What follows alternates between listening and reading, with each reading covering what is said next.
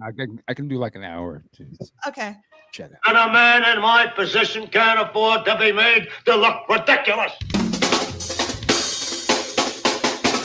All right.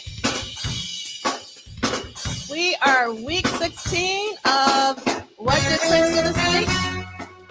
And in the chat, first in the chat, we got Anna B. Happy Resurrection. Passover, Easter. Paisley Park is definitely in our hearts.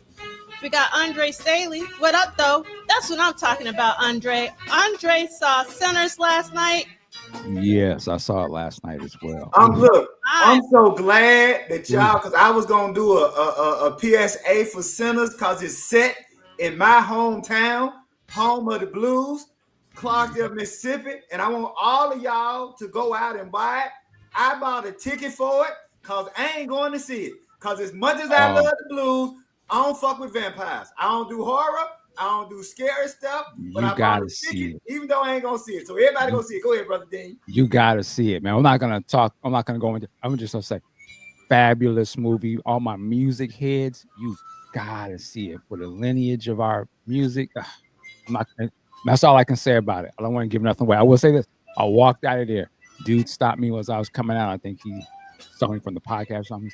You know about Prince? Then we got into a whole conversation about what if Prince would have been in that movie, and you can figure out why. Amazing. I have my ticket, but it's sold out all over New York. But I want to go see it in IMAX, and it's actually New York. Awesome.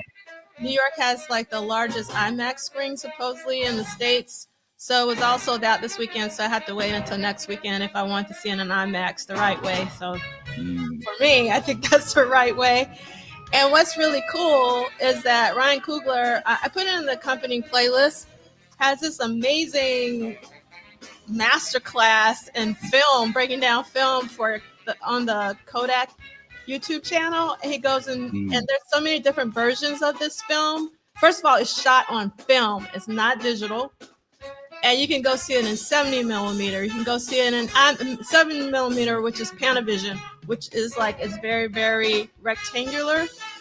And then you can also go see it in Dolby Atmos. It's just so many different options. And he breaks down all the different options you can see it in. And we definitely want to support real films by real filmmakers. That's what I'm talking about. Okay, we got Tal Safi. We got Christina from Minneapolis. I'm so happy it's sunny and beautiful in Minneapolis. We got Cassandra, one of my AT aliens. We have Divas for Social Justice, who is in Minneapolis, going to the tribute show in Hopkins tonight. That's what we're talking about. And Christina is going too. And yes, my favorite class consists of purple peers. And we got Theo. Welcome, Theo, for hanging out with us all last weekend for Pop Life 40. Hola, EA. We got Tanja all through the Saturday. And we got Arlene. Happy Easter. We got Dee. And yes, Dee says no scary. We got Blade Brown, my alliterative brother. We have Barbara Y. We got Dr. Claus 77. I think this song is making me go really fast. So, Keep the Vampires Away from C. Lee. We got Audra Reynolds. Parade Studio Sessions. Let's go. This is what Michael's been waiting for. He's ready and ready to rock. We got Man Ray 10. Thank you so much for the fantastic Pop Life 40 Symposium. That means a lot to me, Man Ray 10. All right. And we have Vanessa in the house. And Tanja. At the theater. Yeah. And Tanja says, I'm scared, but I'm still going, C. Lee. All right. And make sure you stay all the way to the absolute end of that movie. Telling you. All right. I can't wait. Can't wait. And let's see. Actually, C. Lee, I don't know if you know this, and maybe I shouldn't tell you this, but I'm going to tell you this anyway. Even though it's set in your hometown, it's not shot there. It's not shot there. And we were something hot about that, but it was shot somewhere. It's set in Clarksdale, but in New Orleans. Yeah, it's shot in New Orleans. It's shot in New Orleans. We was kind of hot about that, but we understand you got to go to where they're used to shooting movies and where you can get the tax things for shooting movies. So we're trying to get better. Actually, the two best places in Mississippi to shoot movies are Jackson and Vicksburg. Okay. But the problem is there's some things people don't understand how diverse Mississippi is as a landmass. And so Jackson and Vicksburg are like central Mississippi. And if you shoot there, it won't look nothing like Clarksdale. So actually shooting in New Orleans would look more like Clarksdale than shooting in Jackson and Vicksburg. That's kind of ironic about it. Interesting. Okay. Yeah. If you've ever seen, I'll give you one last thing. If you've ever seen the Denzel, there are two movies. Denzel Washington had a movie called Mississippi Masala that was shot on the Gulf. Yeah, it's actually shot on the Gulf Coast of Mississippi. And there's another movie called Down in the Delta. Now, I'm going to pick at my wife because she don't think it's funny, but I do. Down in the Delta is a great movie. My wife has attempted to watch that movie 20 times. But every time it gets to a certain point, it has like it's not one of those what are the pineapple looking trees, and every time it gets to that scene, my wife goes, "Them damn trees ain't in no delta," and she turns off. I'm like, "Hey, you done seen it 20 times. You know the tree showing up, so you shouldn't be mad." So every time she gets to that point and she see those trees, she goes, "Them damn trees ain't in the delta," and she stops watching the movie. So that's also why they filmed in New Orleans, because that looks a lot more like the delta. Okay. All right. So let's get really quickly. We want to say hello to TP. We want to say Barbara Y. That's saying ironic that Sinners is premiering Easter weekend. And let's see. We got Raywin. We got our timekeeper. We got Heavenly Gains. Oh, that's what I'm talking about. Heavenly's going to see Sinners later this afternoon. Thank you so much, Theo. I really appreciate it. We got Ronald Dagley Jr. Thank you so much, Christina. Let's see. Oh, look at Tile Sophie was like, I love horror, but vampires bore me. Okay. And then let's see. So TP is asking more film content after the credits. Is that right? Okay. We got Nick Felden in the house. Oh, look at Theo. Theo says there is 154 days until 30. This is so exciting. Gold Experience and Exodus are two of my all-time favorite albums. That's what I'm talking about. And then let's see. Was Down in the Delta directed by Maya Angelou? Yes, it was. And it stars Alfred Woodard. And it has, because it was a personal thing to me, it's Esther Roll's final role. Huh. And because it deals with oh God, I'm losing my Alzheimer's. When I say the Esther Roll role, it's hard for me to watch it without crying. I mean, Esther Rolls, because if you've ever had to be a caretaker for anybody, and I've had to be a caretaker a couple of times, and you know, we all knew that Esther Rolls was a fine actress, but that being her last role, and she nails it. So yeah, that role by that work by Esther Roll moves me every time. I'll shut up. All right. So let's get into it. Week 16 of What Did Prince Do This Week? And we're going week to week, not date to date. You can follow the detailed schedule. You do not need the paperback version. You can rock it like Michael Dean with the OG version, the one that you can knock somebody out with, the hardcover. And then let's see. These will be archived at Polished Solid as well as at MDean. Please subscribe, like, and help spread the word. Please hit the like button for Prince and particularly for Parade, because this week is on fire. Like this, I mean, this is the week where Prince seems not of this world. It's insane. So I can't wait to talk about it. And our hashtag is WDPDTW for Why Do People Dance This Weird? And that is our email address. This is an independent endeavor. It's not affiliated with the Prince Estate. We choose to be a community even when we disagree, but I don't think we're going to have any disagreements this week. We played 16 from Madhouse 16. And this was Eric Lee's Prince and a little... You don't have your screen up. Oh, thank you. I wish I had known that all that time. Sorry. That's okay. I'm going to do you like I do my students. So I've been doing everything wrong and you won't even tell me I'm doing stuff wrong. But okay, but it's all right. So 119th episode, week 16. 1985. We got Ricky. Hey, Ricky. I'm trying to get through this really quick because we got a lot to talk about. Rick? Hey, what you got to say to the peoples? Are you not talking? We can't hear you. We cannot hear you. Make sure you go down to the cogwheel. Make sure you set your audio, the cogwheel, and look at your audio settings to make sure you have it's going out of the proper Ricky. mics. Yep, there we go. All right, now can you hear me? Yes. There you go. Okay, Yeah. fantastic. All right. Sorry. Okay. Thank you, Robert Y. Somebody was, thank you. And then we got, is it Levine Ford? And we got a hey, Ricky from Chris Bournet. Sorry, Pastor. I was looking up scripture while you was doing that. I know what's up, Chris. Well, yeah, you got to be referencing the words. So. Well, Michael, you're going to have to really cross-reference the word today because we got a lot of reading. A lot went on to this week. Yeah. And yes, we got a hello, pretty Ricky. What's up, everybody? I love this. Today we learned about Prince with our words. Okay. All right. Let's get this. Okay. Let's look at the week. 6 out of 7 days, Prince is in the studio.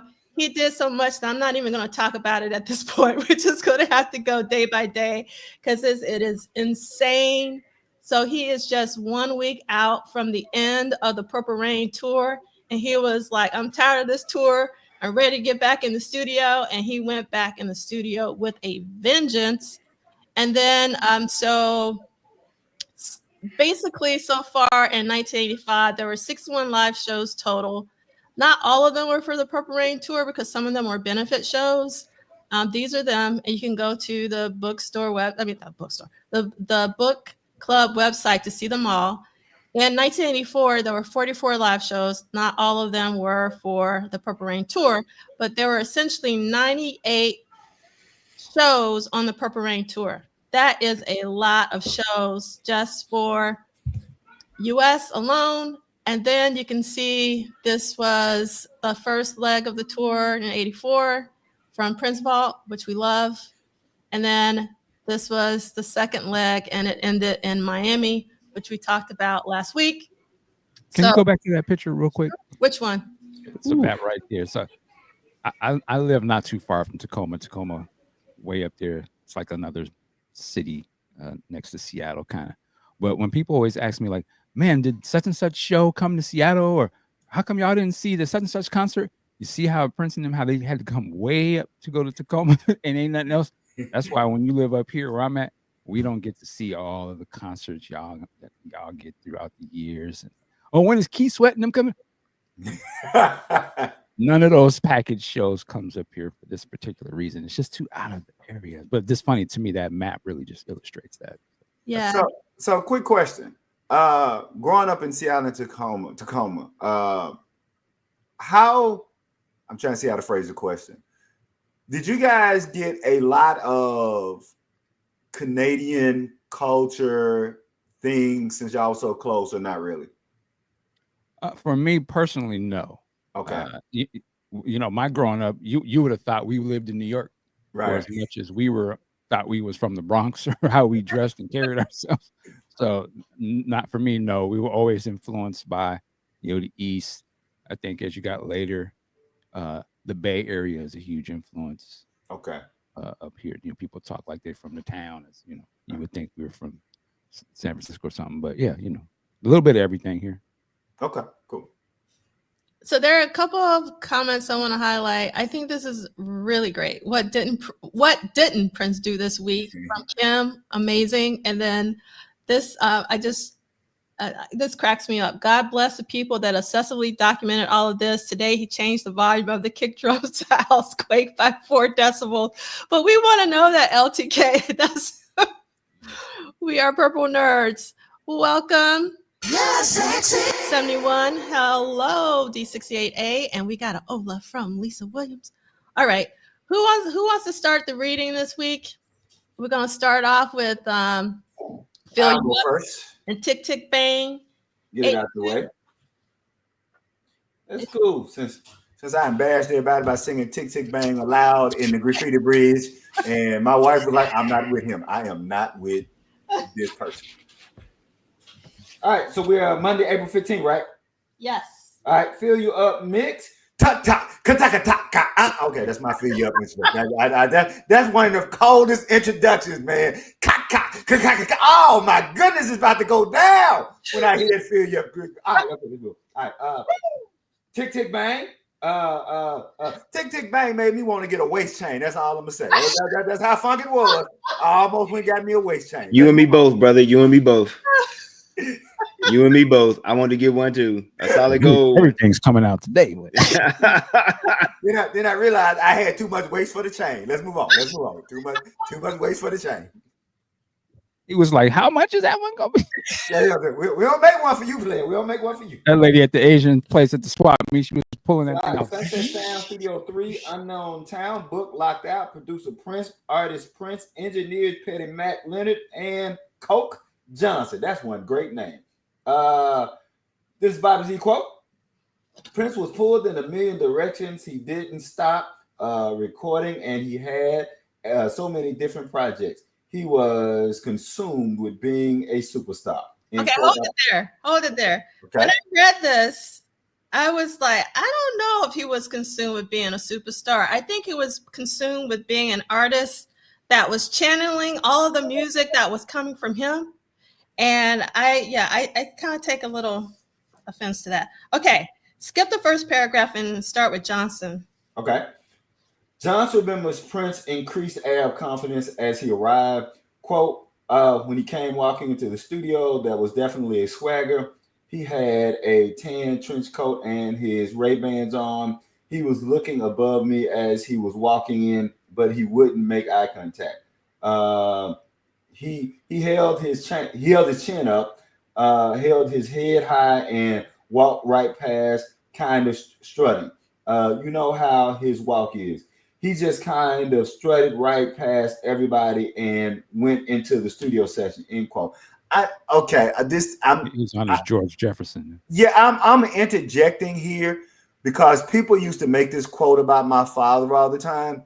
My father was really involved in the civil rights movement in Mississippi, and people would tell me that we always loved the way your father walked with his head up and his shoulders up, because they were so used to black men looking down and in a subservient position. So I'm not saying that Coke meant this in a certain kind of way, but I do just think that it's interesting to when a black person, particularly a black male, walks with a certain kind of confidence, I get that notion of you being a little uppity. And I just always like to just kind of point that out. Not that this person is saying that, but to just kind of be careful whenever we make a comment about a black person being confident, because we have to understand the history of what it meant to call a black person uppity. That's all I mean. So let's go on to this next paragraph. Just so you know, look, I'm a card-carrying member of the Uppity Black Folks fan club. You know there you go. There you go. Exactly. You know what I'm saying? It's when I walk in the room, hey, look, I'm probably uppity. Look, uppity black folks and uppity black folks and crampy, grumpy old black men. That was my two right there. Because if you're a grumpy, cranky old black man, you probably got a reason to be. So let's move on. But just really quickly, I love this comment from Chris Bournet, because this also happens a lot. It's like saying you're so articulate. Oh, that's perfect, Brother Bournet. I love that. Perfect. All right, so on this day, he was likely auditioning the songs for future projects, but also auditioning Coke Johnson as his engineer. Mixes for the unreleased 1981 tracks, Tick Tick Bang and Fill You Up, as well as the instrumental version of Fill You Up, were created. This is a quote from, Coke. He would do instrumental versions of a song for a number of reasons. This is Susan Rogers. He would do instrumental versions of a song for a number of reasons, explains Susan Rogers. He might be contemplating having someone else do the lead vocal on it. A song may be for the family, or maybe it was for Jill Jones or something like that. Also, the instrumental mixes were necessary if you were going to do a dance mix, if you were going to do a 12-inch. I never realized that, never thought about that. Occasionally, I know a label would ask you for these, for those instrumental mixes, and you just got to get in the habit of doing them. End quote. Okay, I never thought about that. Hold on. So Yes. actually, one thing I need to add to the accompanying playlist, David Leonard was recently interviewed like last week or maybe a couple of weeks ago, and I just saw a clip from it. And he was talking about how Prince, all of Prince's songs were maybe 12 or 13 minutes, like very long, basically.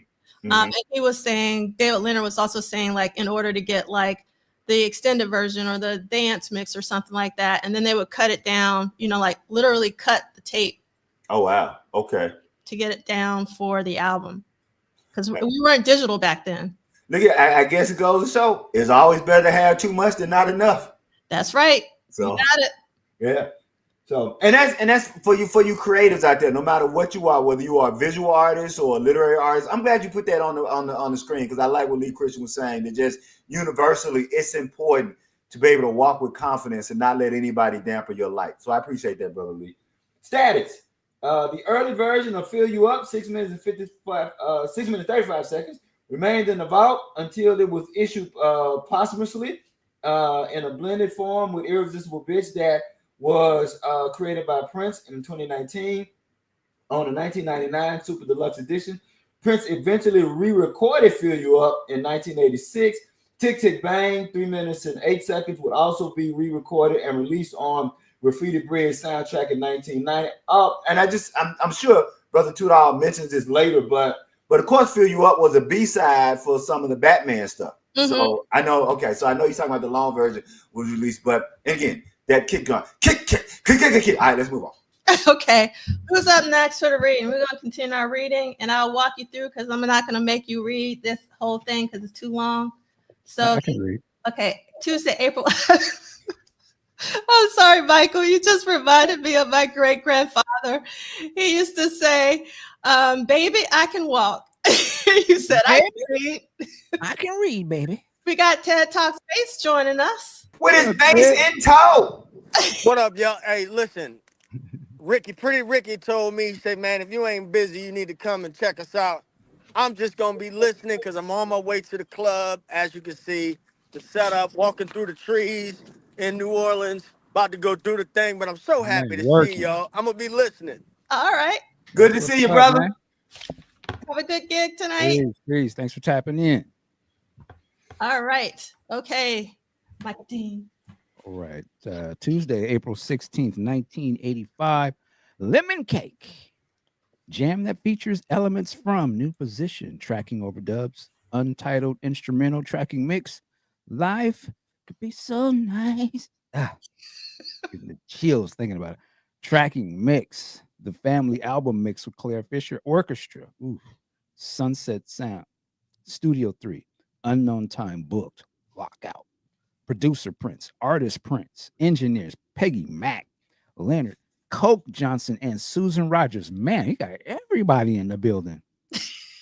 Yeah. Start with the quote first, or? Yes. All right. Susan Rogers. I was told to pack for LA.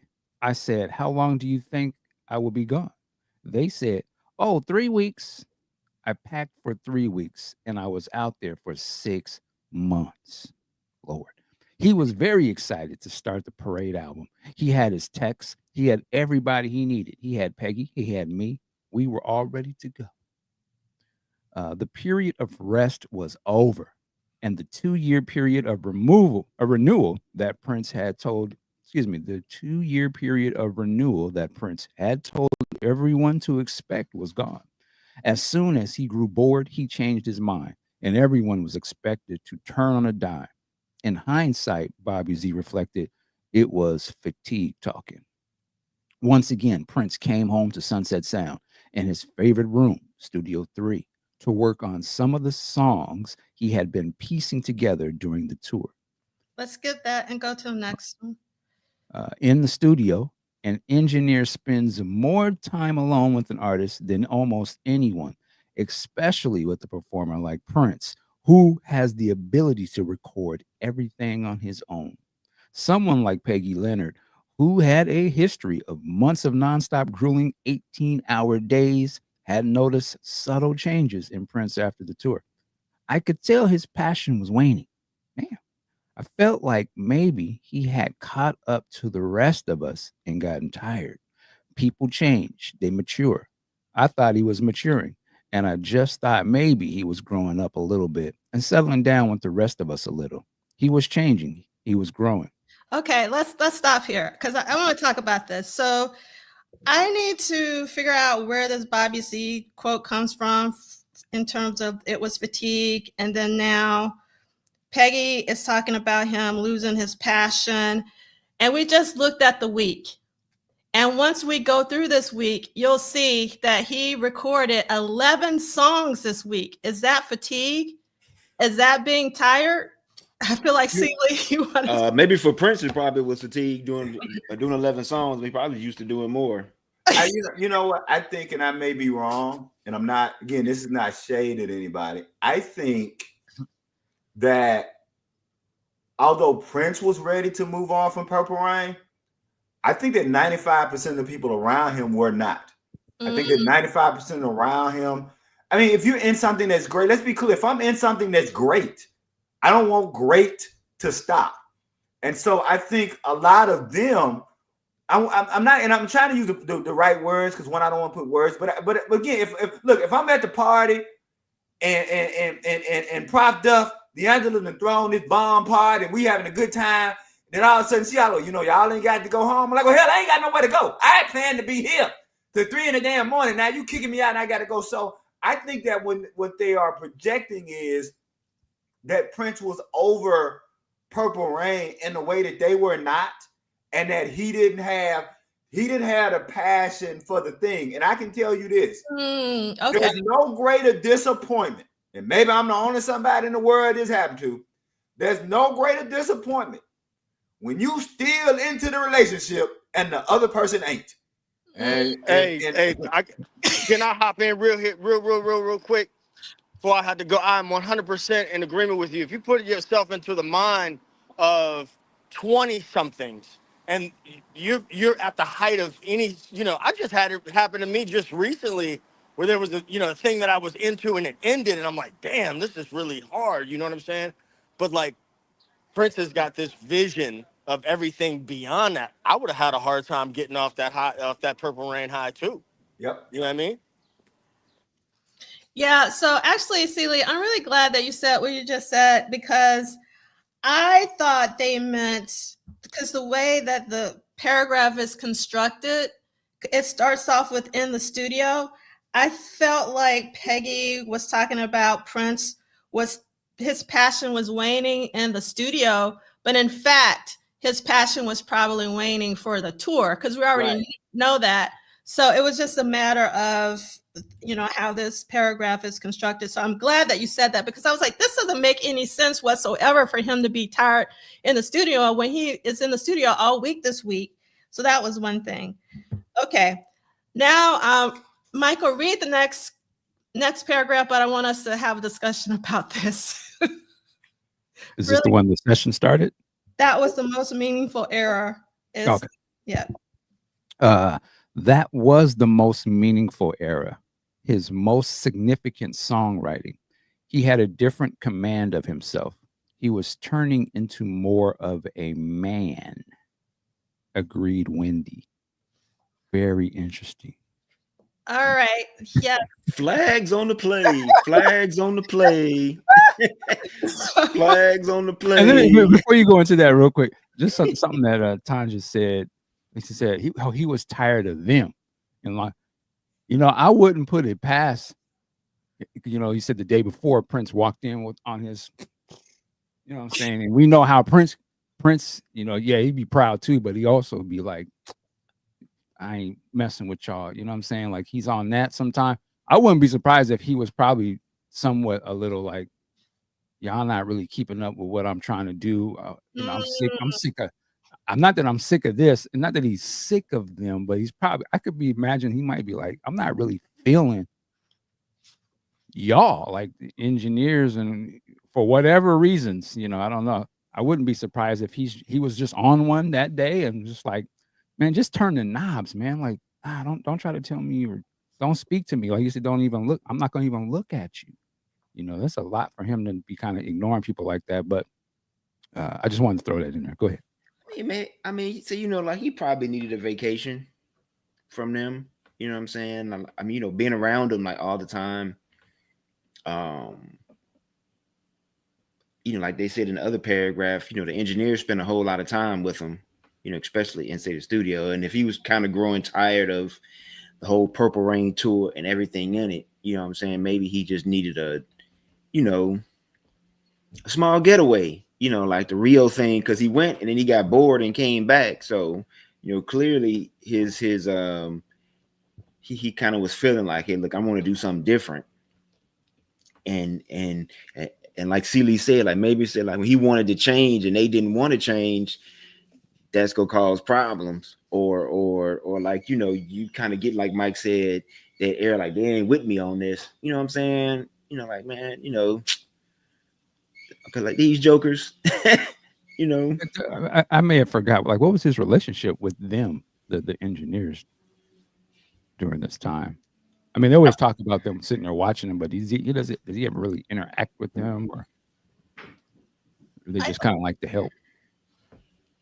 No, I always kind of got the impression that he had a really good working relationship with both Susan and Peggy Mac, and I think that, but I think that also, again, projecting. I think that sometimes people project in you what they see in you. And if you go like I'm one of those people that I pay a lot of attention to when people give me quote compliments. Because one thing that I've learned is sometimes when people compliment you, what they're really saying is, I like that you're now doing something that I like. I remember when I cut my hair, and probably cut it because it was coming out, I was getting old any damn way. But I remember a lot of people were like, yeah, I really like your hair that way. It looks more professional, right? So I think in a lot of this, when people are kind of projecting, but I think they had a working relationship, but I also think we have to understand that in a lot of ways, those working relationships are based on how people see you and whether or not you're gravitating more toward how they see you or away from how they see you. And so I even think this whole becoming more of a man quote, I don't think it was as much shade as it was. And again, I don't want to put words in no one's mouth, that somebody thinking, okay, I think you're headed on this trajectory. And if you're headed in a trajectory where I think that I always wanted to go, I'm going to compliment you in a way that I don't even know I'm revealing. That what I'm saying is, I like it that you're doing something that makes me more comfortable, as opposed to doing something with which I might not be as comfortable. I'll shut up. So I just want to say one more thing and then I'll stop. So I just looked up really quickly when this quote from Randy was made. And unfortunately, I need to go back and actually read this article, but it's from 2018. Wendy Melvoin interviewed by Larry Williams in Mojo magazine. And this is where I love you so much, Duane. I really do. But this is where writers can really like shape the narrative of what they're writing about. Because now that I see that it's from 2018, because I thought it was closer to real time, like 1985, but I'm assuming that she's talking about this era. Mm-hmm. But I need to double check that. I was like, more of a man. And he was 26 years old. I don't know, when do you become a man? And he is employing a lot of people. I mean, he probably is employing at least, 100 people with like all the roadies and, the truck drivers and all of that. So when do you become a man? Like, if you're not, you're owning your own business, you're the musical director. I don't know. So I was really thrown off by that, if you hadn't noticed, because I normally don't comment on things like this, but this really bothered me personally. You know what? That makes me want to go and read that particular article, because I wonder, again, I don't have it in front of me, but I remember, and I can't remember if it was something I read or if it was a actual video interview that Wendy gave. And she talked about right before they were leaving, so evidently Prince had some kind of idea or something he wanted to do. And I remember Wendy saying something about, well, I thought we'd move past that. I thought we'd move past taking our clothes off. And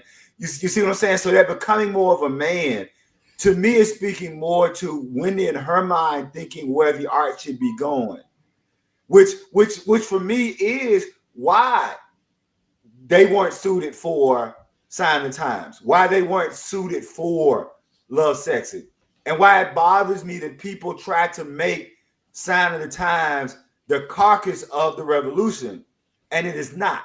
Sign of the Times is not the carcass of the revolution.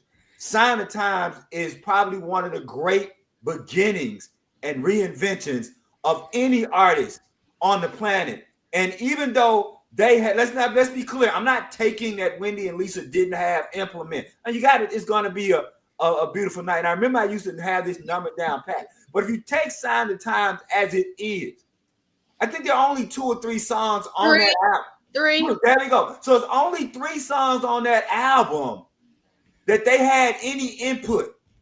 So the rest of that album is a new beginning. And I think that it speaks to, again, this is not a one person is right and one person is wrong. I want to be clear. This is just simply Prince had gotten to a point where his artistic vision and thrust was going in a different direction.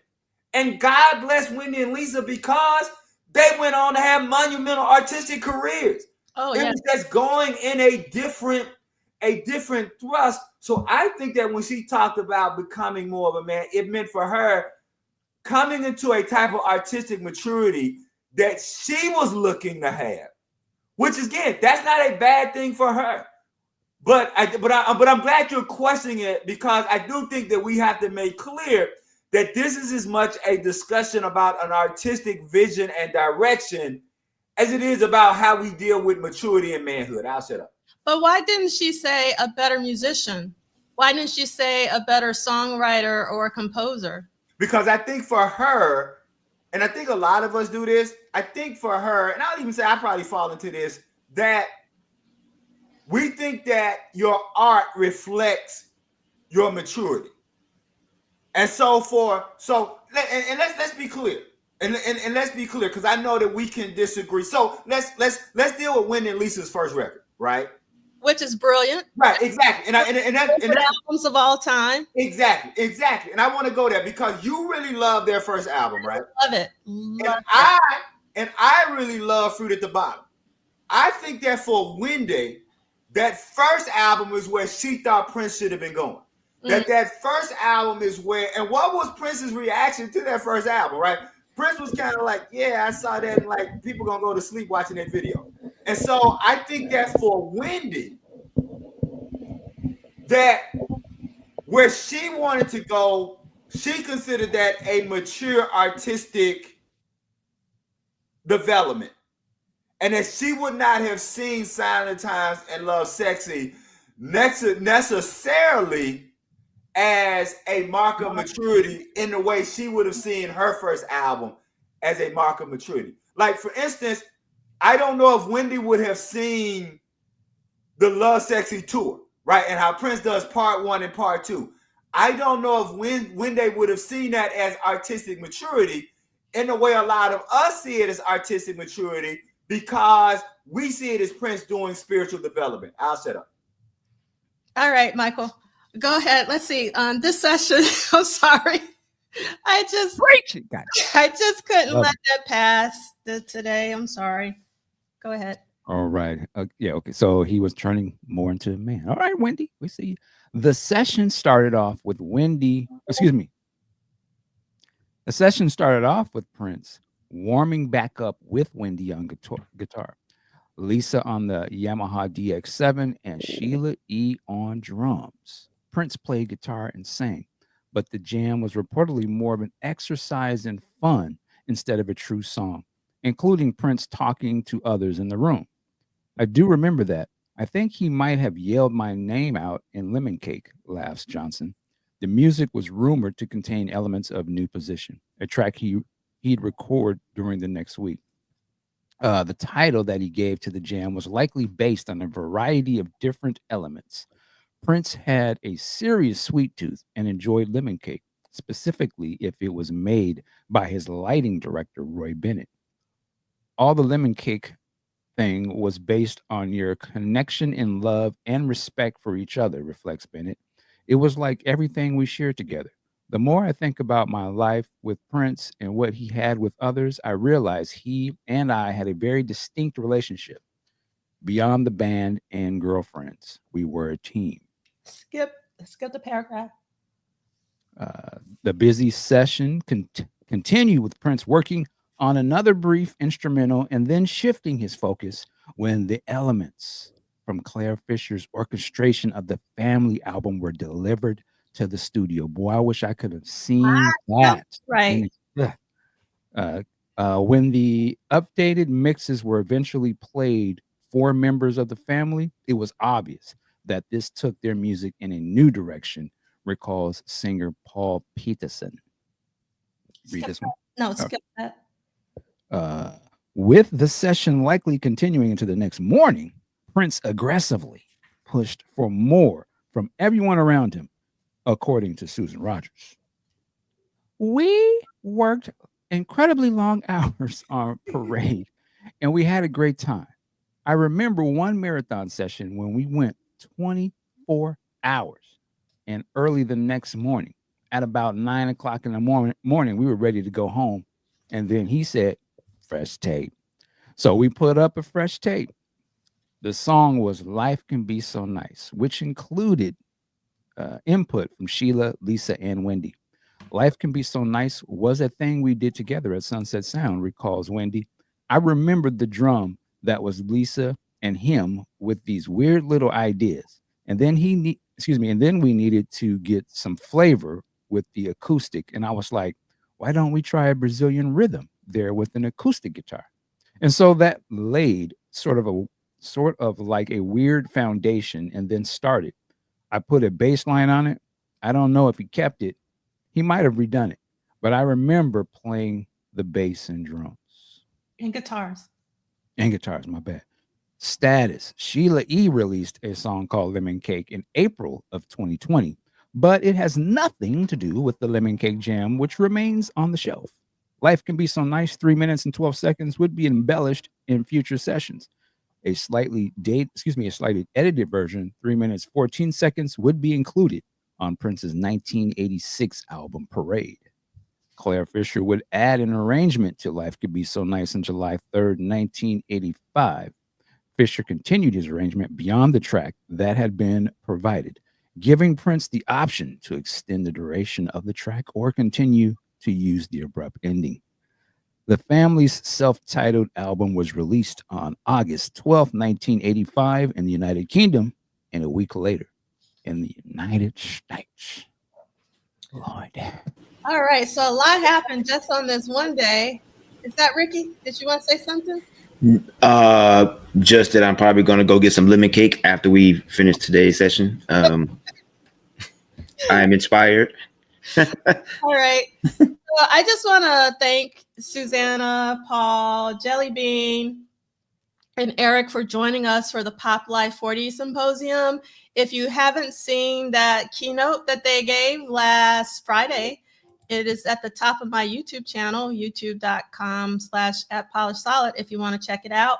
I thought it was really important to commemorate 40 years of the family.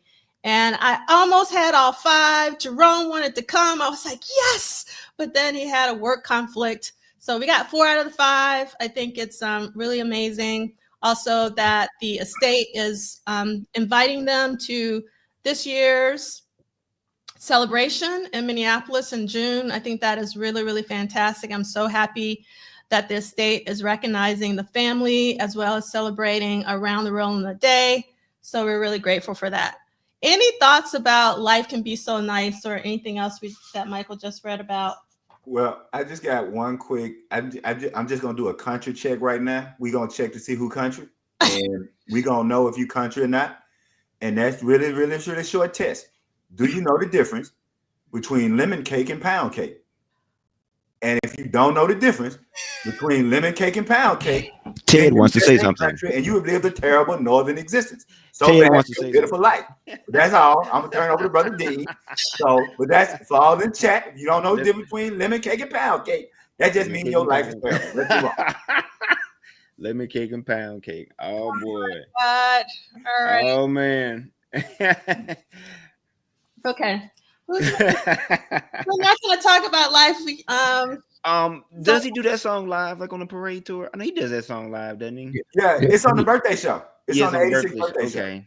Yeah, that's always my my say barometer for certain songs is if he does them live. I guess he only did it just like I know for that tour, like he never like revisited that tune in like later tours, did he? Not that I remember. That's where we have to go to Prince Fault. But I'm glad that. Go ahead, Michael. I felt like you were about to. Oh no, I was just gonna say, I remember hearing that song for the first time when that album came out, and when I first heard it, it was too much for me. I didn't know what to make of it at the time. I was like, wow, there's so much going on. It wasn't until really I saw or really heard that live birthday thing where I was like, now it clicks for you. Once again, he got me. You know what I'm saying? Like, I get it now. But yeah, the song is fantastic. I would. That was you asked if anybody else had done it. I feel like I would have loved to hear the Sign of the Times band. Two bands I would have loved to hear: the Sign of the Times band, and then like the Welcome to America, Maceo, and all that band doing it. That would have been crazy. Oh, I could also hear Michael Bland. That'd be kind of wild. So I wasn't gonna say this, but I'm glad that said it for me. So for me, I always thought that Life Can Be So Nice was very busy. There's a lot going on in that track. I think it works amazing in the film. Like when he's waiting for Mary Sharon and he's doing all the primping and yes, exactly. And then when she show up. Yes. That's to me. I forgot about that. That sort of humanizes the song where I feel like, oh, okay.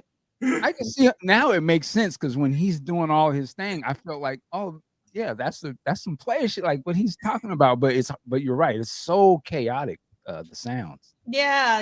It sort of reminds me. I love Fishbone. Everybody, just so you know. But sometimes, especially on the album Reality of My Surroundings, by the time you get to the end of those songs on the majority of that album, it just becomes noise in a good way, but it's just like so much going on. It's like overwhelming. And I get that same feeling when I listen to Life Can Be So Nice. All right.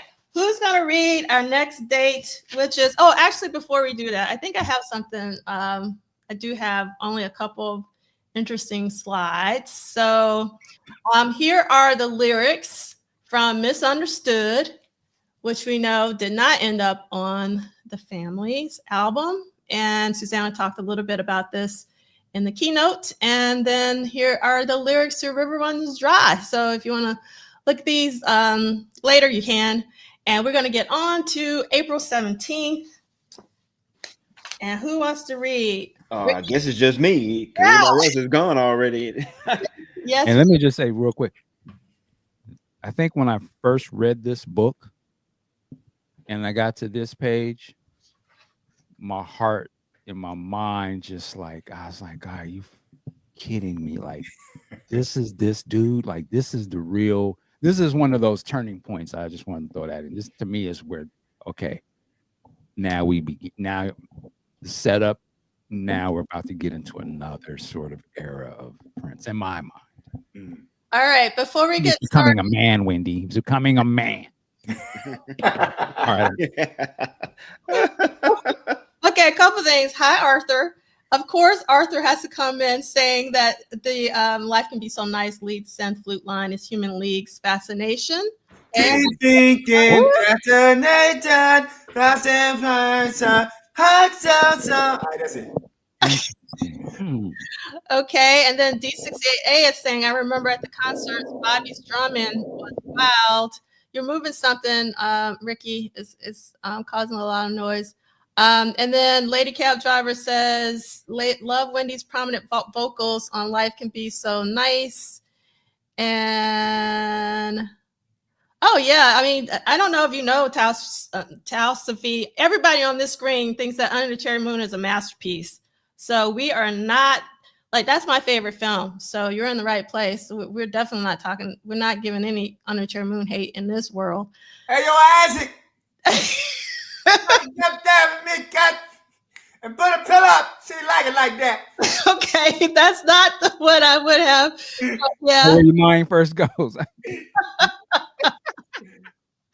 Oh my goodness. All right. Let's see. And I am a Christopher Tracy's Parade stan. I love that song so much. It makes me happy.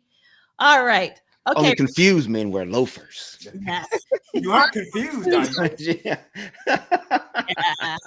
That's one of my Hey, Michael Dean. Yes. You did it to Mary's mom. But the other part I love about it, he's like, "Ow, baby, I ain't in all that."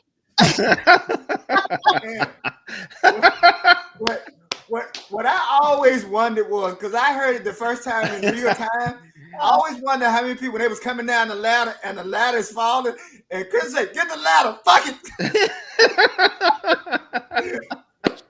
My favorite moment, Celie, is when they're going up the ladder, and Christopher says, "Whistle, whatever, 3 or 4 times." And then when he goes up the ladder, just how Jerome turns around, or Tricky turns around, and that look, and he just like walks off. It gets me every time. Having money, lead it drives to me. Yes, and this one too, honey. Don't you know I'll slap the wave? When they were just being themselves, man, the movie just explodes. Oh my God, not him. Not now. I'm with you, Blade Brown. Get that man the Oscar.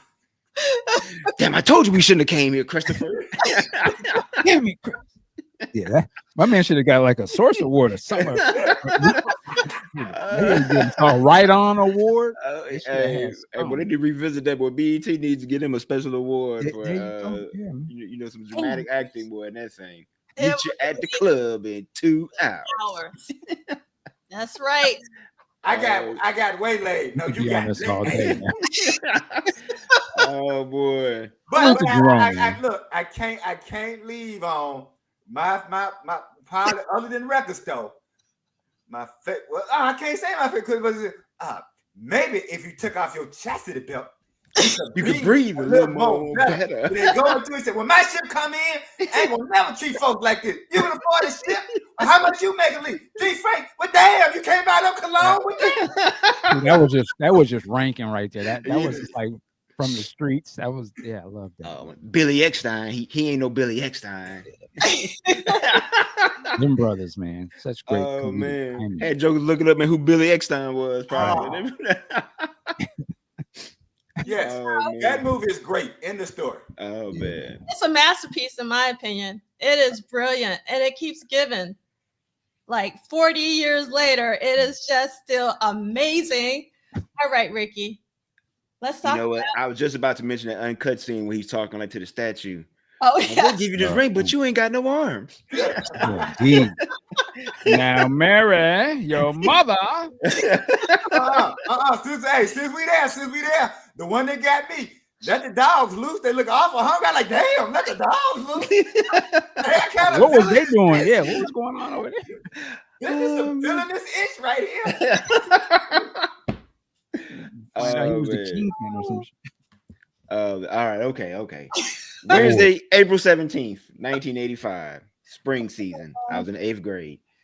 Christopher Tracy's Parade listed as Wendy's Parade, tracking overdubs mix. New position, not listed, tracking overdubs mix. I Wonder You, not listed, tracking overdubs mix. Under the Cherry Moon, tracking overdubs mix. Sunset Sound, Studio 3, 4 p.m. to 1:30 a.m. Book locked out. Producer Prince, artist Prince, engineers Peggy Mac Leonard, and Susan Rogers. You want me to read the quote or? Get the quote. Skip it. Get the quote. After a few days, Prince was once again back in the studio, state of mind, and Peggy Mac and Susan Rogers were This is prepared to record his next song and follow his new focus, the soundtrack album to his next movie. That album was one instance where he did have a vision in mind, and we knew this album was starting, Rogers recalled. And in my experience with him, that was the only one where, okay, we're making an album now. He had just come back from Rio, and he came home very inspired. All right, Rio. Susan Rogers had remembered that there was a difference in the way Prince recorded the songs on this date. Instead of laying down a drum track for an individual song and then overdubbing it until the number was complete, as he'd always done, he made an odd request when he arrived at 4 p.m. You want me to read that? Or Oh yes, this is like the whole part of this whole book to be the gem of it all. All right. He said, put up a roll of tape. I'm gonna start playing the drums, and when I stop, don't stop the tape. Just keep going. Just let it roll. We didn't know what he was gonna do. He sat down behind a drum set and taped his lyrics up on a mic stand in front of him. And we pressed record on the tape machine, and he played the entire drum track to Christopher Tracy's Parade. Then he played the drum track to New Position. Then he played the drum track to I Wonder You. Then he played the drum track to Under the Cherry Moon. 4 drum tracks in a row, all first takes. 4. Uno, dos, tres, cuatro. 4. When one would stop, he'd wait a few seconds and then start the other one. And then the tape ran out. Then he came back in and he said, all right, here we go. Where's my bass? Over the next several hours, he added bass, keyboards, and other musical elements, then his vocals, bringing each song to life, blending new songs with pieces of tracks he'd been crafting. He created a beautiful suite of music. What had started in his head was now taking shape, with each of the tracks getting a distinct personality and sound, even though he visualized he visualized this entire 4-song, 10-minute sequence all in one piece. Man, that is phenomenal. We gotta give it up for that. That is phenomenal. Woo, boy! That's man. Right, Heavenly Gains. There you go, Heavenly Gains. You ain't sweating. Yeah, ain't sweating. Yeah, boy. That's man. That's just like to sit down. You do 4 drum tracks and okay, next, and like no overdubs, just straight, like no mess ups, no, just straight. That's man. I have used this story when I've had some arguments. I know with people about Prince's like musical caliber and things like that. I'd be like, nobody else. I don't know nobody else that could have done 4 drum tracks in a row, no mess ups, and then be like, okay, hand me my bass. I'm gonna do the bass parts and like do it the same way, just straight down, like each instrument. That's and is cold. It's like it's dope. Like it's next levels. So a lot of people could probably get on here, but this stuff is on another, and it's very. You see what I'm talking about? What do you say? You started with Christopher Tracy, and then when a new position, what? Like how did he swivel? I like and then just kept going. Let me real quick.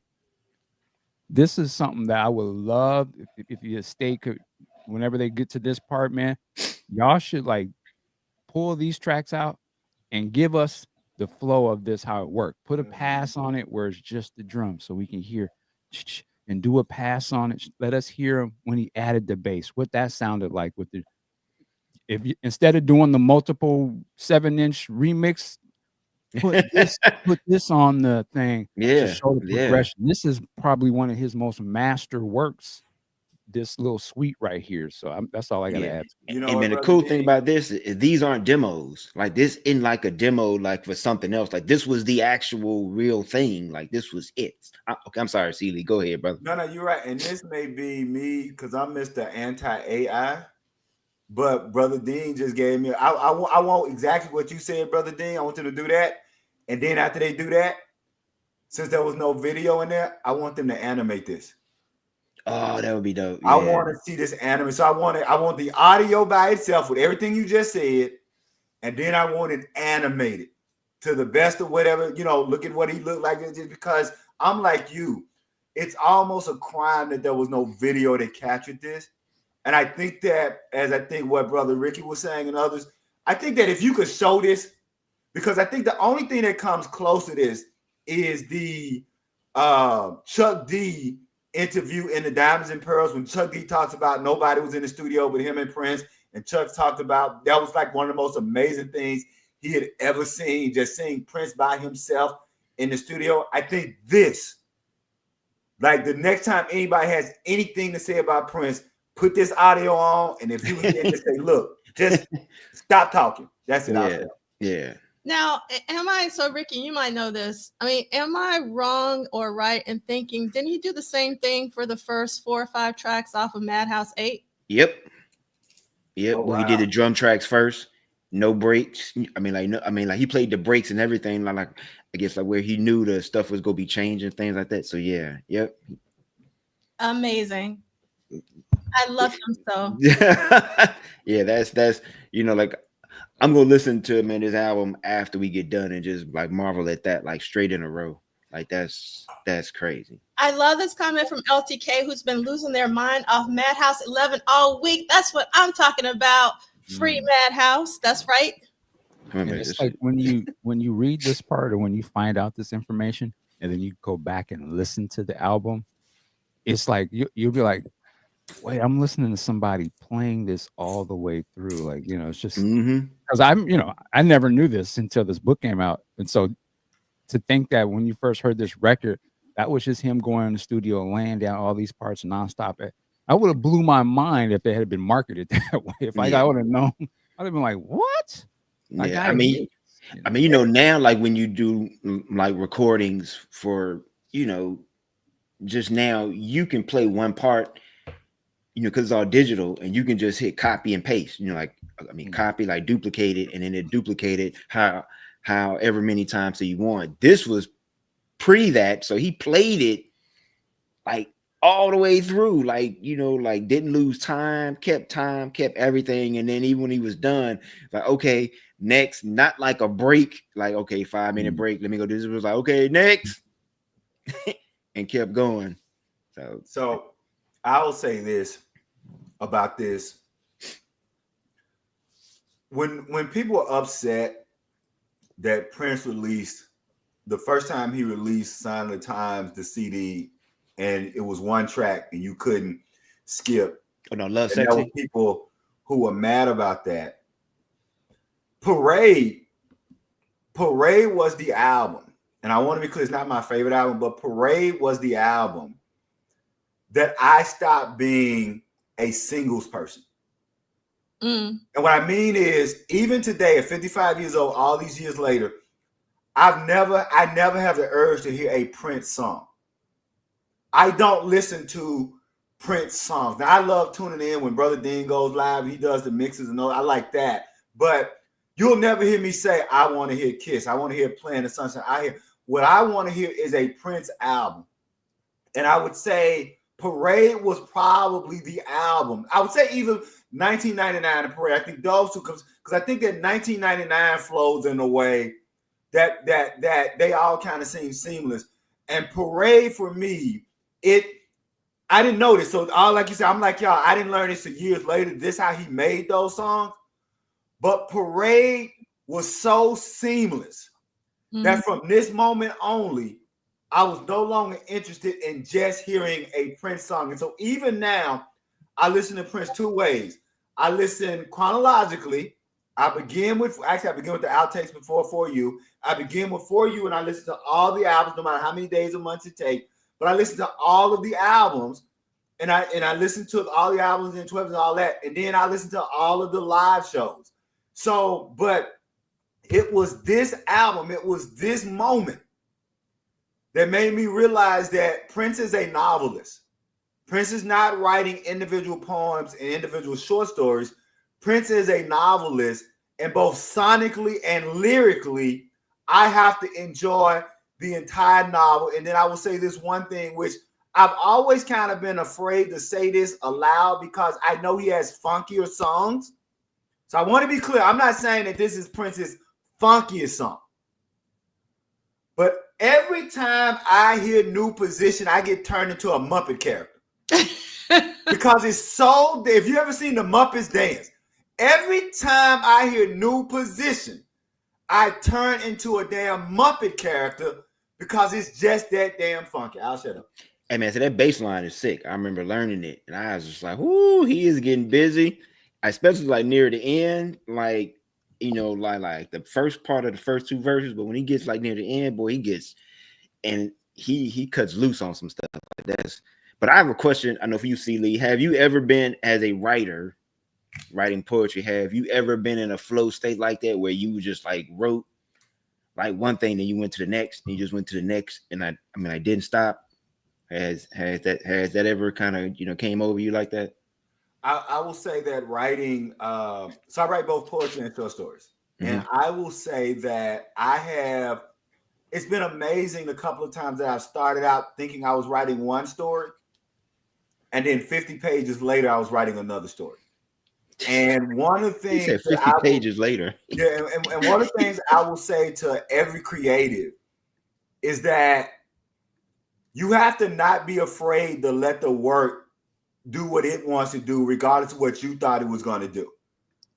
And so there are a lot of times I would think the poem is about this or the story is about this. And that's why a lot of times, Brother Rick, we get caught up because we're fighting the work.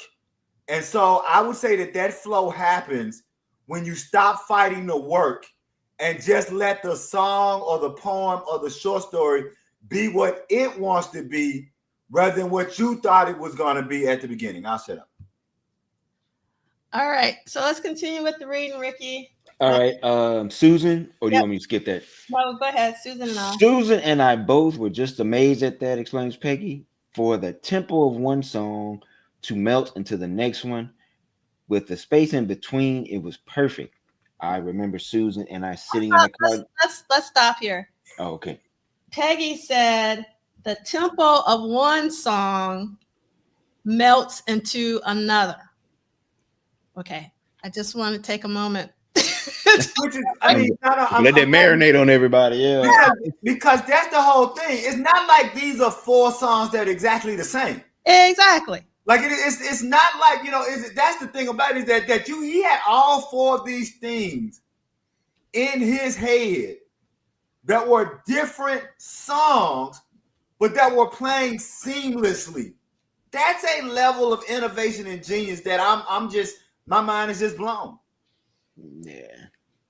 All right, Ricky, continue. I remember Susan and I sitting in the car listening to the mixes going, oh my God, that's incredible.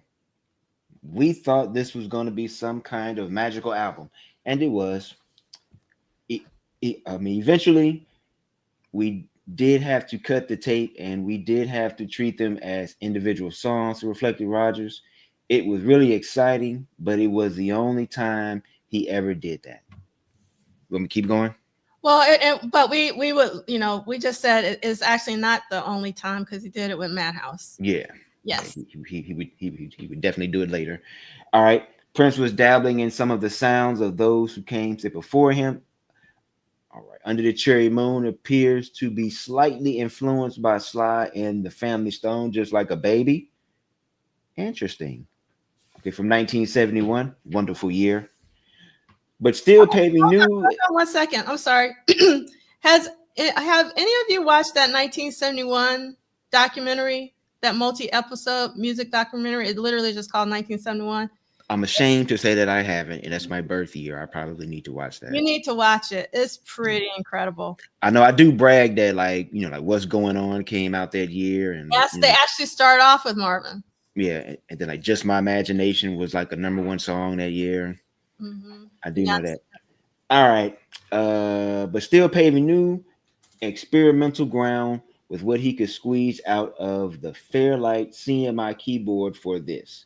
Prince asked Cubby Colby about the keyboard, and the story is a prime example of how those around him worked hard to make Prince's work as smooth as possible. I didn't know what a Fairlight was. Somebody else told me what it was. My God, That's a $70,000 keyboard. Well, he wants one. So, okay, I found one. It says the session ended at 1:30 a.m. and a quick mix was completed, although it is likely that I Wonder You and Under the Cherry Moon may not have contained lyrics at this point. It appears that no cassettes were made. All right, the first track was originally called Wendy's Parade, despite the fact that she was likely not in the studio during the basic tracking of this song. When Wendy heard it, she was pleasantly surprised. I thought, oh, he's just kind of trying to highlight me right now. It's cute. Okay, let's go with this. He was delighted with Wendy and her performance and what she added to his band, observed Susan. He couldn't have been happier. He was bringing her further and further up the pedestal to join him, to stand beside him. Status Wendy's Parade, 2 minutes 10 seconds, would be released as Christopher Tracy's Parade, same time on Parade. New position, 2 minutes 20 seconds, which borrowed the title but nothing else from a song they recorded by Prince for Vanity 6 in 1982. I Wonder You, 1 minute 37 seconds, and Under the Cherry Moon, 2 minutes 57 seconds, would also wind up on the album, the latter being the title of Prince's second movie. Read the note. Do you have the note? No, I don't have that. I'm sorry. I'll read the note. So the note says, according to Todd Harriman, who was Prince's Fairlight keyboard technician during this era, the Fairlight 2X that Prince bought, that version retailed for $36,000 US. It was the Series 3, the late 1986 to early 1990s. That was a new from the ground up beast that was up to 16 audio channels with up to 100K sample rate that went for 70 to 100,000 depending on the configuration. So the Fairlight was not cheap. You couldn't just go down and get one of these. No, you sure couldn't, boy. You couldn't put that on layaway neither. You I know that joint was like a car payment. That joint was like a brand new car. and since I just want to do this. I want to make sure.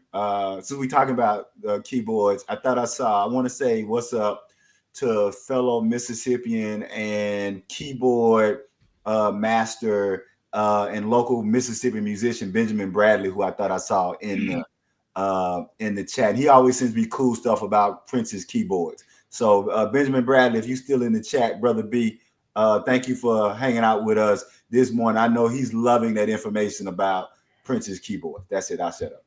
Nice. And go ahead, Michael. I'll just say, I had mentioned this a couple weeks ago, and they mentioned it in here about the connection between Cherry Moon and just like a baby. Just like a baby. And I found this. I did like a quick little kind of melded them together real quick. See if this will play. Did you hear that? Yeah. But it's going in and out. But because I keep your settings.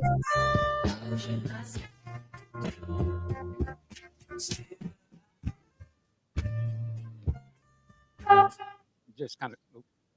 I don't know if you could hear that as well. Yeah, it's because of the StreamYard settings. Like when you have echo on, like you okay. Something's I think it's the reduced mic background noise. You can't hear the audio like you're supposed to.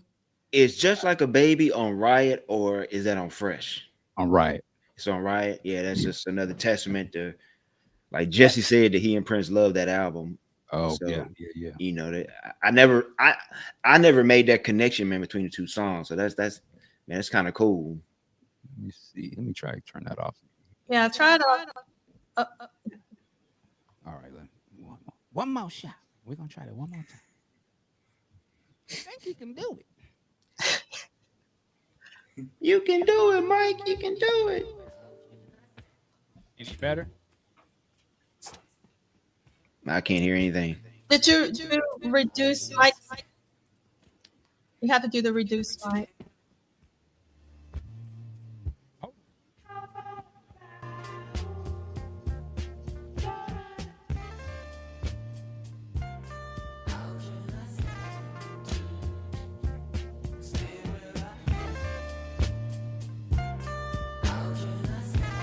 that's the gist of it. Anyway. Wow, that's dope. Yeah. Wow, that's yeah. Then you have to change it back because now we're echoing. Here, I'll mute myself for now. All right. Up. Never to cause you sorrow. Stop. Pain. Stop. And by the way, for all of y'all damn haters who was hating on Patti LaBelle that time she was doing the echoes herself, I thought that was dope, damn it. So for all of y'all haters who was hating on Patti said, damn, I don't need no reverb. I'm gonna do the damn thing myself. Oh my God. Okay, who's reading the next date? Because we got a lot to cover. Oh my God, we're still on. Let me go. We went to Wednesday. We're on Thursday. Thursday. All right, I'll go. I think it's my turn. Wait a minute. Yeah, like Thursday, April 18, 1985, Crucible Tracy's Parade, listed as Wendy's Parade, overdubs. New Position, not listed, overdubs. I Wonder You, not listed, overdubs, including vocals. Under the Cherry Moon, not listed, overdubs, including vocals. Sunset Sound Studio 3, 5 p.m. to 11 p.m., a short day. Booked and locked out. Producer Prince, artist Prince, engineers Peggy McLennan, and Susan Rogers. You want the Susan Rogers quote? Yes. That was the first time that he was wearing big necklaces, and I can hear when he's playing the drums on Under the Cherry Moon. I can hear his necklace rattling.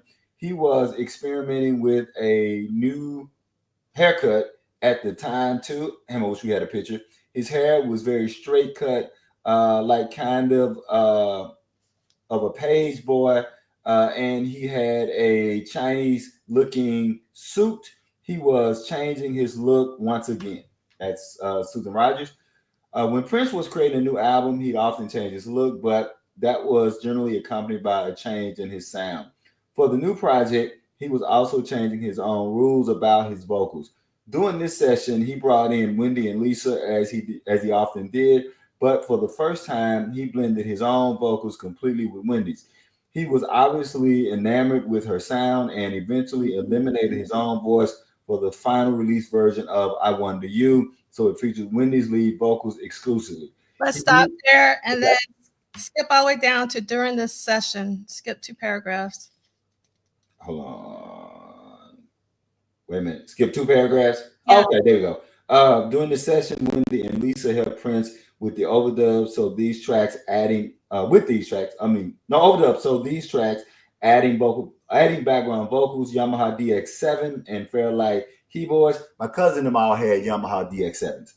Piano, synth flute, and finger cymbals, and top of the various sound effects Prince was cleverly placing on his newest songs. But I guess they didn't have that Fairlight though. No. They didn't have that Fairlight. Notice I didn't even mention the Fairlight. Hey, Benjamin Bradley, put in the chat along with the DX7. What did y'all have along with the DX7, brother? All right, let's move on. And the DX7 was like the go-to thing back then, but that was like the go-to keyboard sound. Everybody had the DX7. Let's see. This is a quote from Susan Rogers. They brought new chords. Oh no, we're gonna skip all that and just go to the last sentence. Peggy. Yeah, Peggy will continue. Peggy would continue working with Prince for the next several months, but the engineering reins were shifting to Susan Rogers. All right, so we got a timekeeper in the chat. We can't read all the chapters or we would be here until 5 this evening. So that's why you got to buy the book so you can read everything that we skipping so you can get all the details. So quick, just quick question, everybody. I loved it, but I want to hear everybody's first. Do you remember your first impression when you heard Under the Cherry Moon? And for me, because I knew it was connected to a movie, it was like I was thinking about where was this going to happen in the movie? So I was kind of listening to the album with a notion of how these songs were going to be placed in the movie. So I was listening to them for twofold, my own personal aesthetic taste, but also. And by the time you get to the album, you go like, shit, I think somebody gonna die in this damn movie, right? Because you go through all this. So just quick, what was you guys' first impression when you heard Under the Cherry? Oh, being Parade or Under the Cherry Moon, the movie. No, just I'm sorry. The song. The first time you heard the song Under the Cherry Moon, what was your first the song Under the Yeah. Cherry Moon?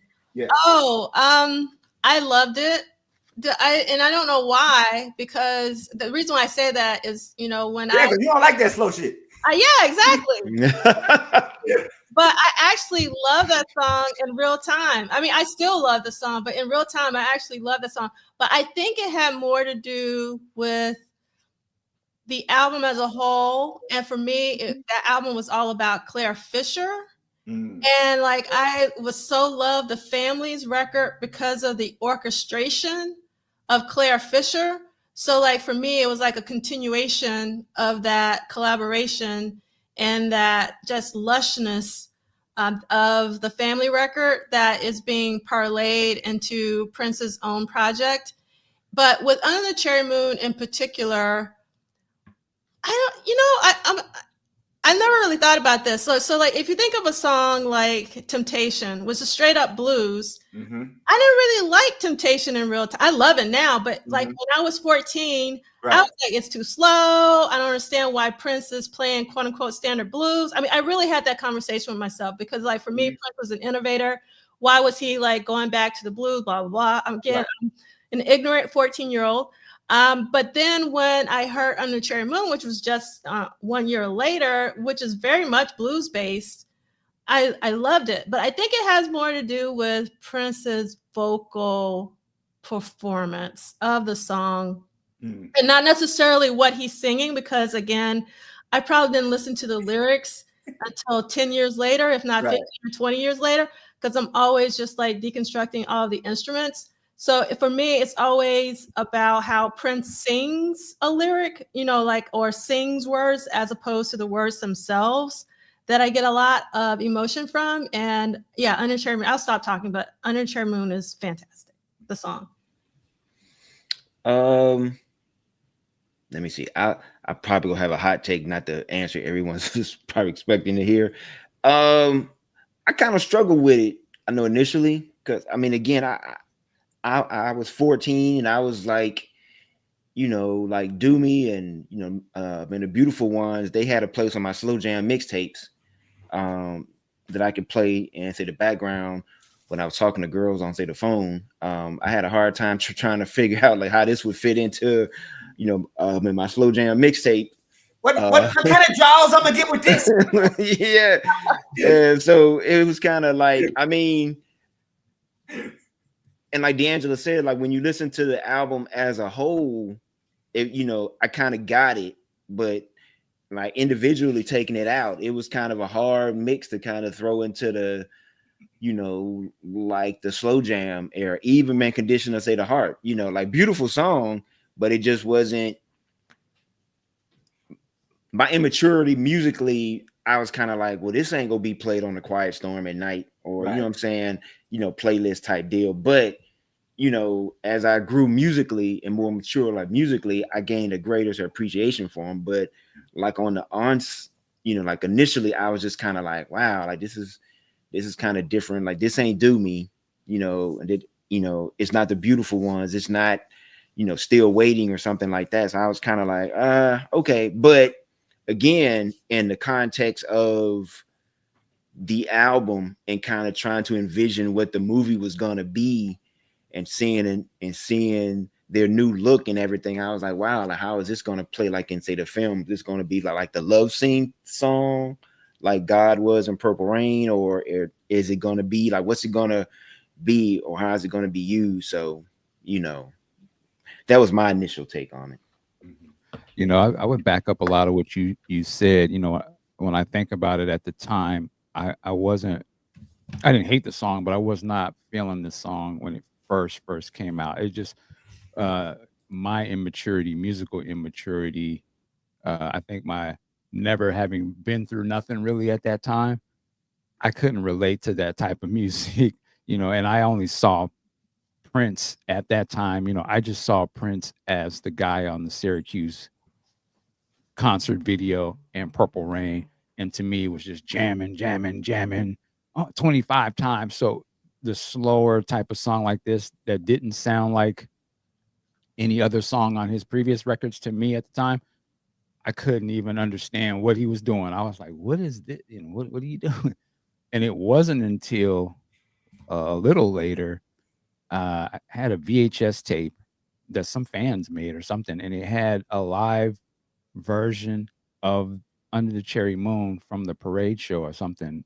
I can't remember what it wasn't a video of the show, it was just the audio and it was pictures of Prince or something. But the way he performed the song, again, I was like, ah, it was different enough where I heard it a different way, but it was still the same song. But it was just like the parts that the rhythm, I guess I couldn't catch on the studio version. I caught it on the audio, the live version. And now when I went back to listen to it, I'm like, oh, I can hear the groove of the song in it. I just couldn't hear it at the time because there was so much other stuff over it that it was taking my attention away from what I feel is, you know, the rhythm, the groove of that song, which is, again, in my mind now, very similar to the Sly Stone song. That when I heard that off the rip, I was, boom, boom, boom, boom, boom. But that's in Under the Cherry Moon. He's just playing it in a very Prince, you know, unique. He'll throw on some extra shit on top of it.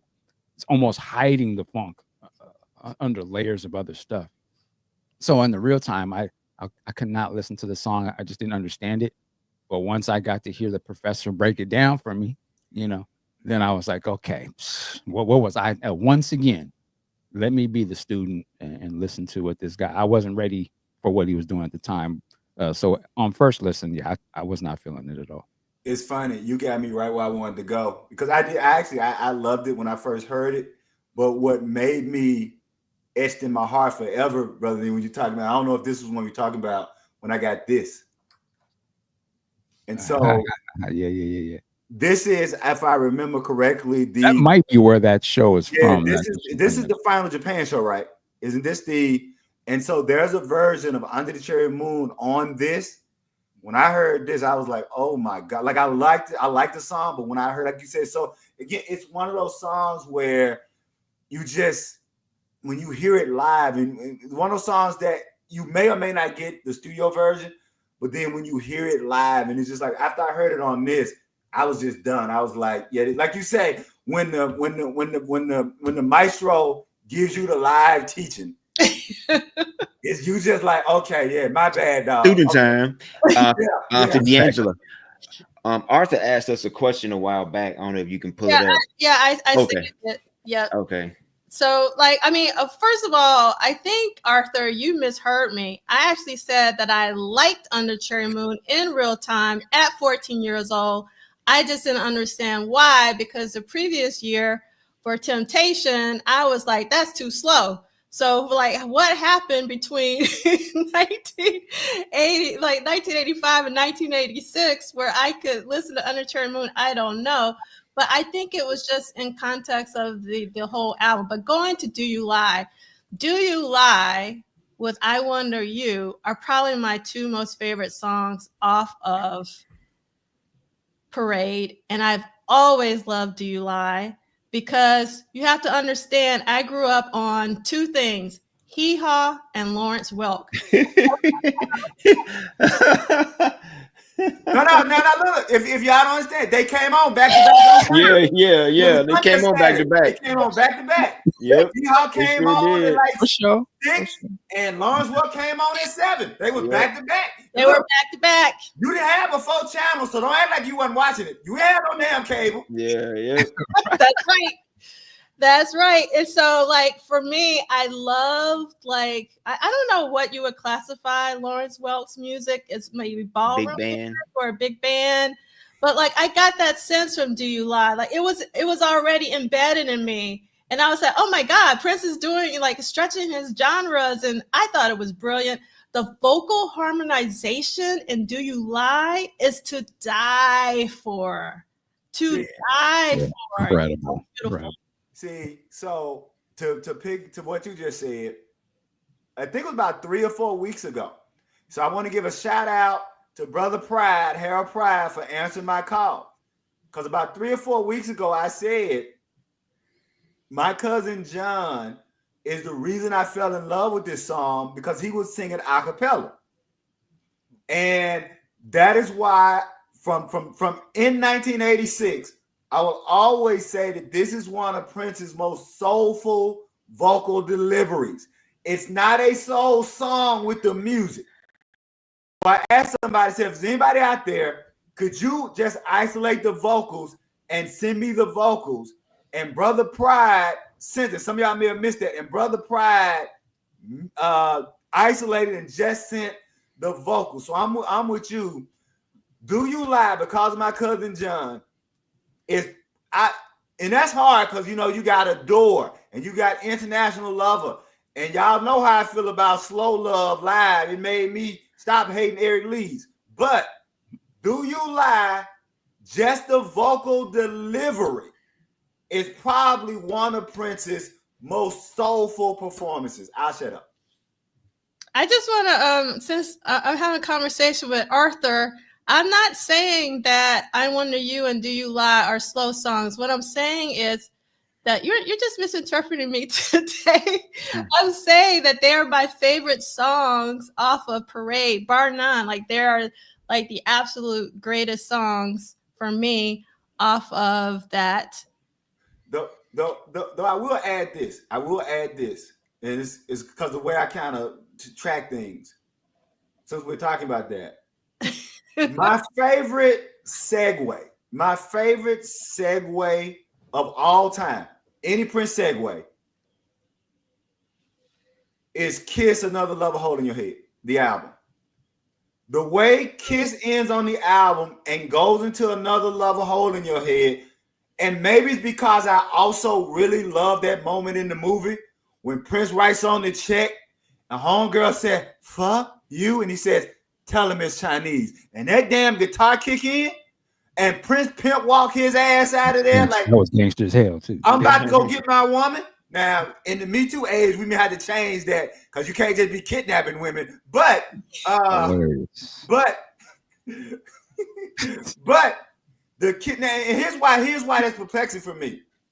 I love the 12-inch of Kiss, and I love the 12-inch of Another Lover Hole in Your Head. But if I play them together, the 12-inch Another Lover Hole in Your Head begins with that drum beat. It doesn't begin with the guitar.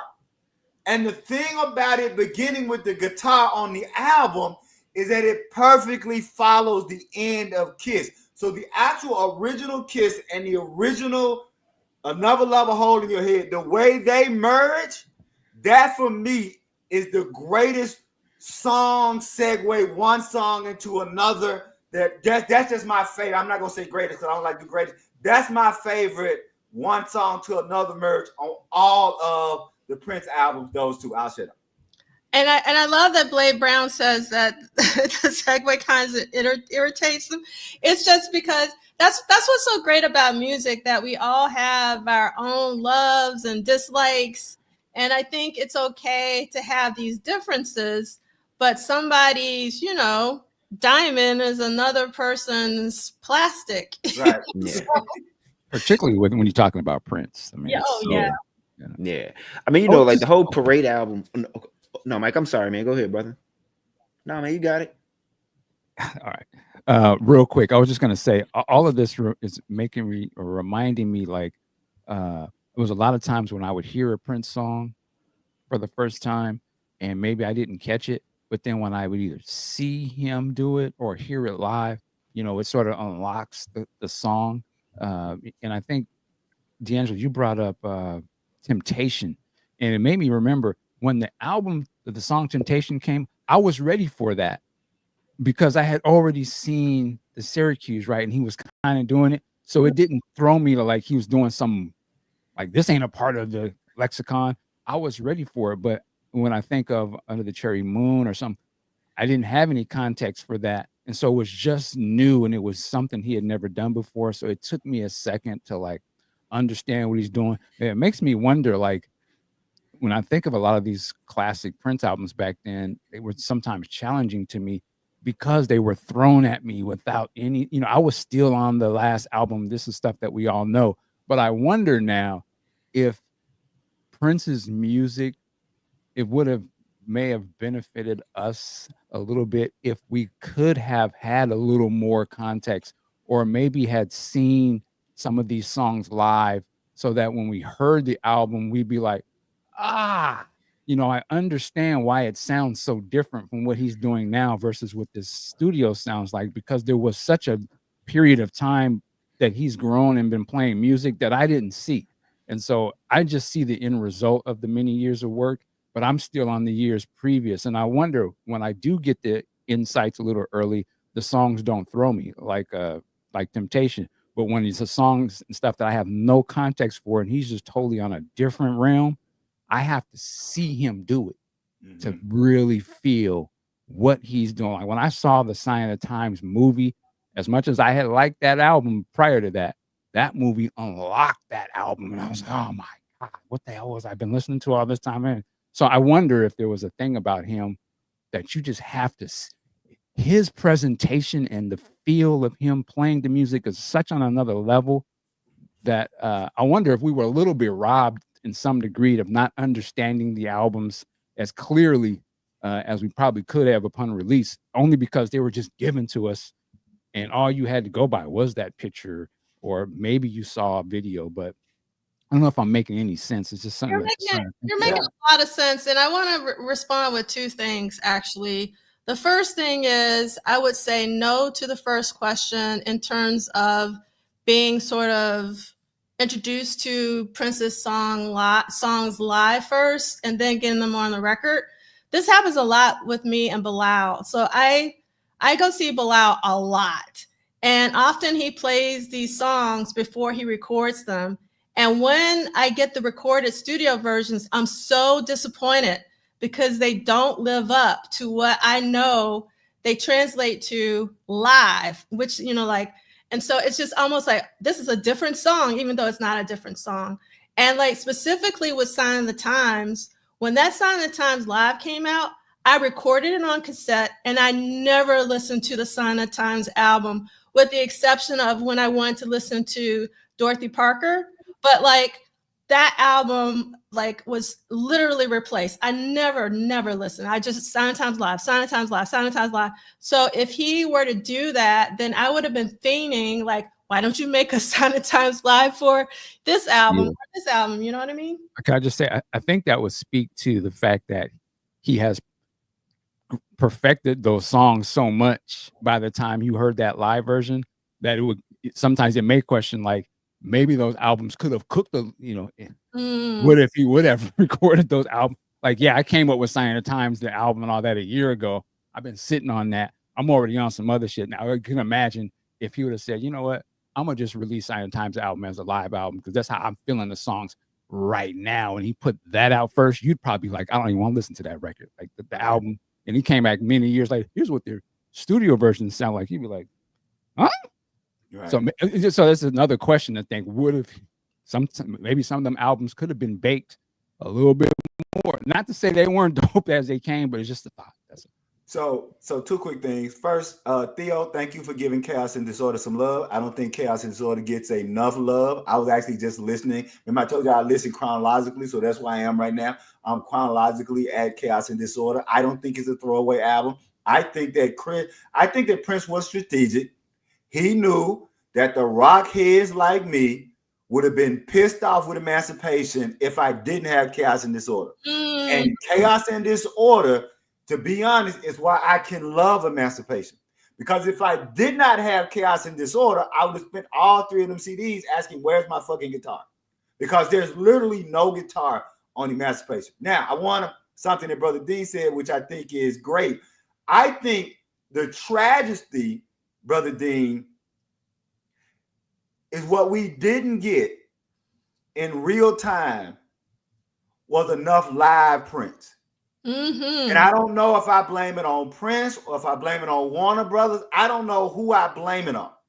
But I think Prince was the artist that we should have gotten the album, the videos, and then a live album. And I think every Prince album, particularly from Dirty Mind all the way through, should have had the studio album, then the videos that they cut, and then at the end of the tour, put together a live compilation of that tour, because I'm like you, and that Prince live would often destroy songs for me, or it would either be like, hey, now I understand. So I think the great travesty, and again, I want to credit the estate.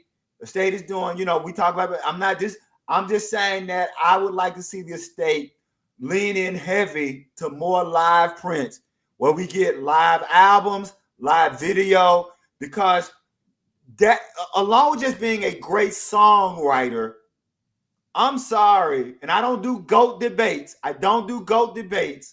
But I don't know how you can have a top 5, top 10 all-time greatest live performance discussion and it not include Prince. I'll shut up.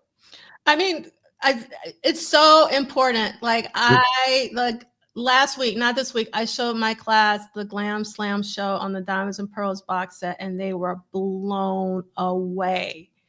So it's just like, it's so important. And I really do think that Glam Slam, I know for Record Store Day, we got the yellow vinyl, but that video needs to be a standalone purchase away from the box set so that more people can actually see that.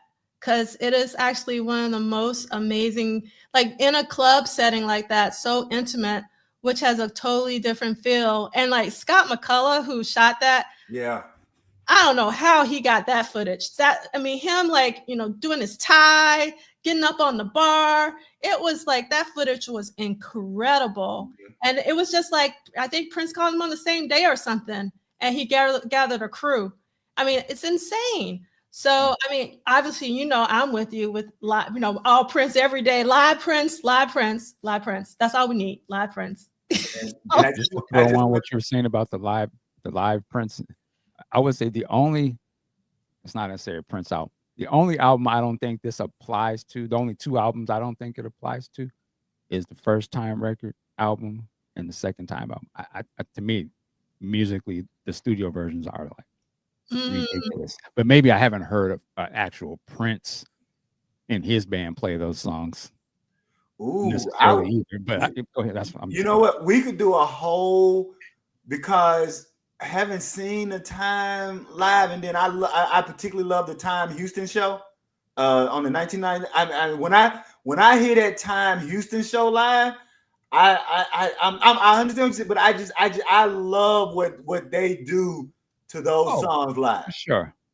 To me, they don't change them to the point where I listen to the record differently. Okay, that's clear.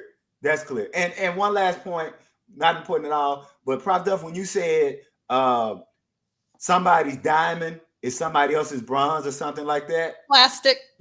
I thought you were going to say somebody's diamonds is somebody else's arms of Orion. But then I just move on. That's what I thought you were going to say. That's what I thought you were going to say. I just thought you were going to get your dig in, but let's move on.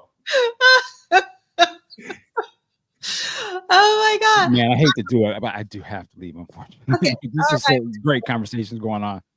Thank you, Brother Dean. It's always good to spend Saturday with you, man. Have a great day, Michael. All right. So I think Andre is making a really good point here. There were a lot of 70s live records. I wonder what contributed to the demise of the live record, because that used to be like a really big thing during the 70s, like all these live records. But in the 80s, we saw less and less of that. Does anyone have any insight on that? Probably the budget to record them. Okay, now see, that's what I was going to ask you, because I always I always thought live albums were cheaper to record than studio. So are you saying they're more expensive than the studio? They could be. I mean, all that.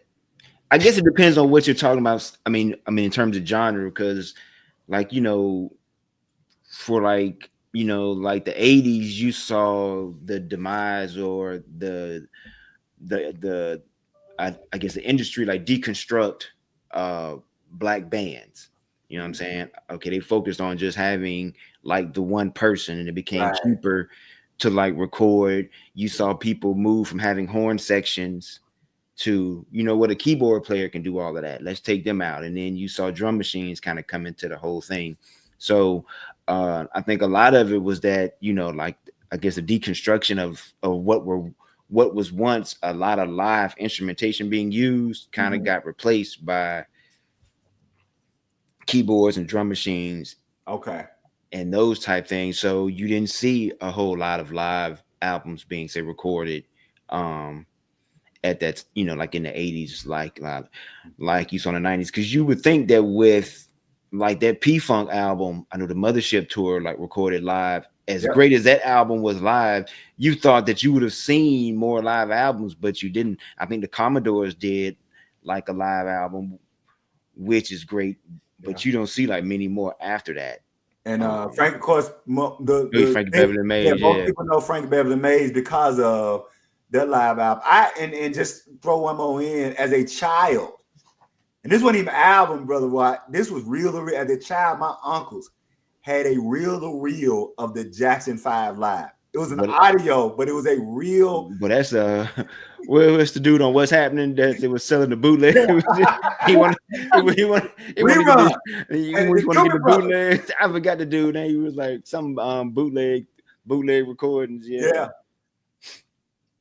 So, but yeah, all great. JD is saying the sound quality on those live albums were poor. I'm thinking specifically about the Parliament and Commodore's live albums. Oh, okay. I mean, I haven't heard them in like years, but I mean, probably by today's standards, yeah. But I do remember playing them like album wise on like stereos, and it was kind of cool. I mean, I still think it was just like a budget thing. Probably like that's too much to kind of like record those things and stuff like that. Because you could say, like even with that Jackson's album, that was only sold at their shows. Like initially, it wasn't like it was available to say the public. And I hate to tell people this, but I don't think that album was like live recorded. I think it was like a rehearsal recorded, and they threw in the little crowd applause, like the screaming and all that stuff at certain points. Because when you listen to it, it's like, man, I'm not hearing people screaming, like the mic in picking up. Screams from out, like in the show or whatever. So that's you might be right because of two things. One, I'm sure people know this by now that damn near 50% of that Kiss live album was overdubbed in the studio. So I mean, and look, as somebody who saw Kiss live, I ain't really mad at that. And I ain't like, and I say that.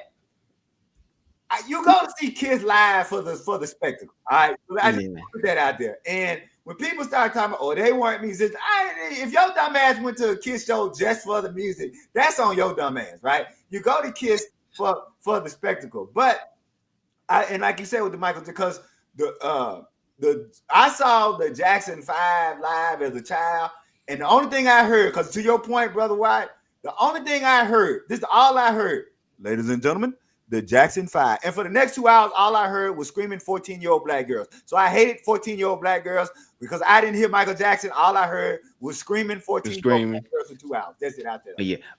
And shout out to Tanja. Yeah, that Gratitude album is like one of the best live albums out there. Like that Gratitude joint is on point. Kids need overdubs. There's a question from Christina. I don't know the answer to this. Did the live album sell well? Yes. The Kiss live album is why Kiss has a career. So yes, the Kiss live album, probably one of the first monumental live albums that really took live albums to the stratosphere. Though people crap on it today because they act like they weren't listening to it. Frampton Comes Alive. I'm so sorry. Yeah. Like people hate on Frampton Comes Alive, but in real time, everybody was playing that damn record. Now, how it became, I guess it's just because of backlash and popularity. So I would say Frampton Comes Alive, that Kiss album, Frankie Beverly Mays to a lesser degree. So yeah, so there are a lot of acts that are known specifically because they're. Oh, and by the way, two others. James Brown live at the Apollo is kind of what helped skyrocket his career. So James Brown live at the Apollo, and for the life of me, I can't remember the B.B. King live album, which was the year after James Brown live at the Apollo. So yeah, so that was a history, and as Prof. Duff said, particularly in the 70s, where live albums were just as important as studio albums. Yeah. I think the live albums sold well, and I can only go by the fact that they're hard to find now. That's a good point. Yeah, I go to a lot of record shows, and there aren't a lot of. The one live album you can almost always find is Isaac Hayes live at the Sahara. Yeah. Okay. Which is an amazing cover because it looks like you're going into like the venue. It's really cool.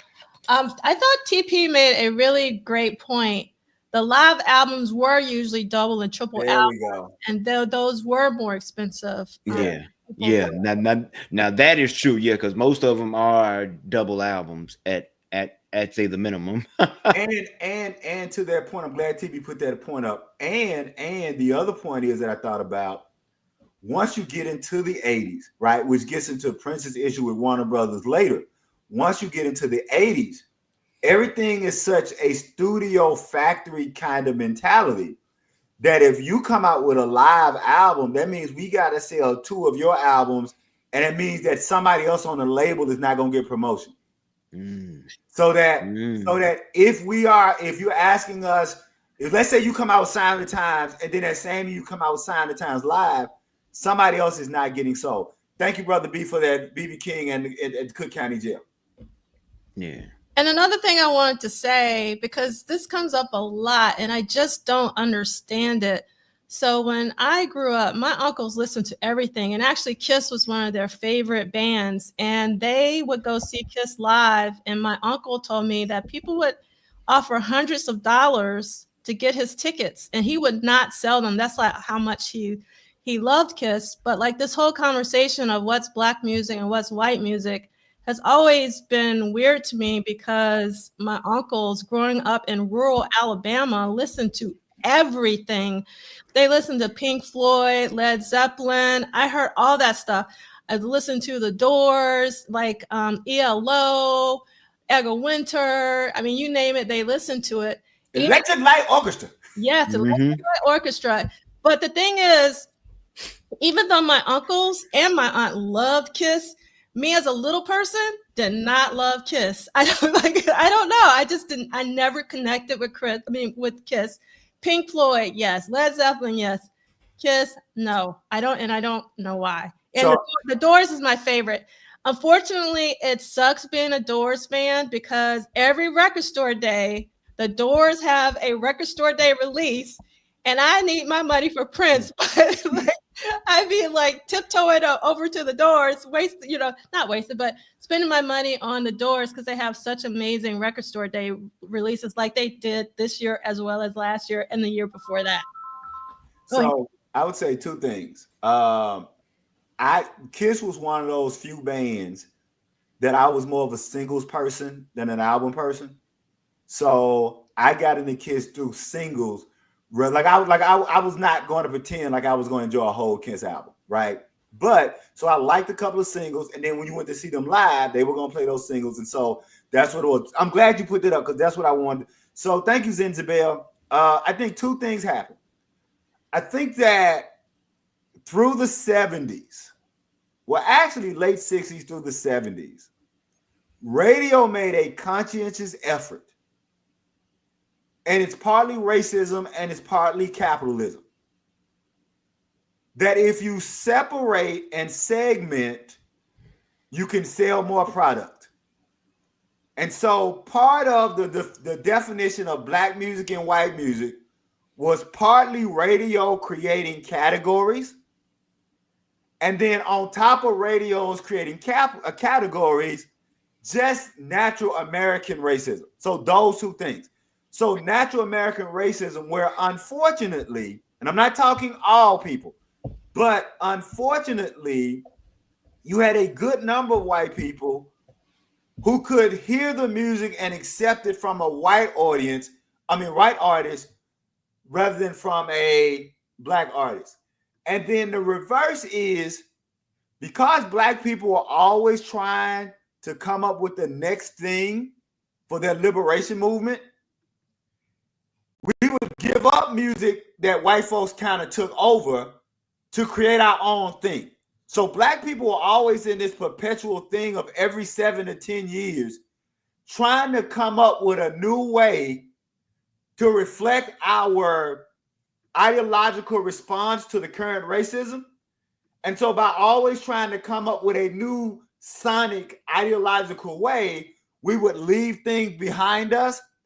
And in leaving things behind us, it could get hijacked by the corporate beings. And so I think those three things are what kind of coalesce to where your aunts and uncles and very few of us, like that, like I'm with you, there were very few people who didn't kind of fall into the trap of black music, white music, but it was really a very orchestrated. The reason I don't give people much flack for it because I see how orchestrated it was. Mm-hmm. It's almost like if I only put Walmart in your neighborhood, right, you're going to shop at Walmart.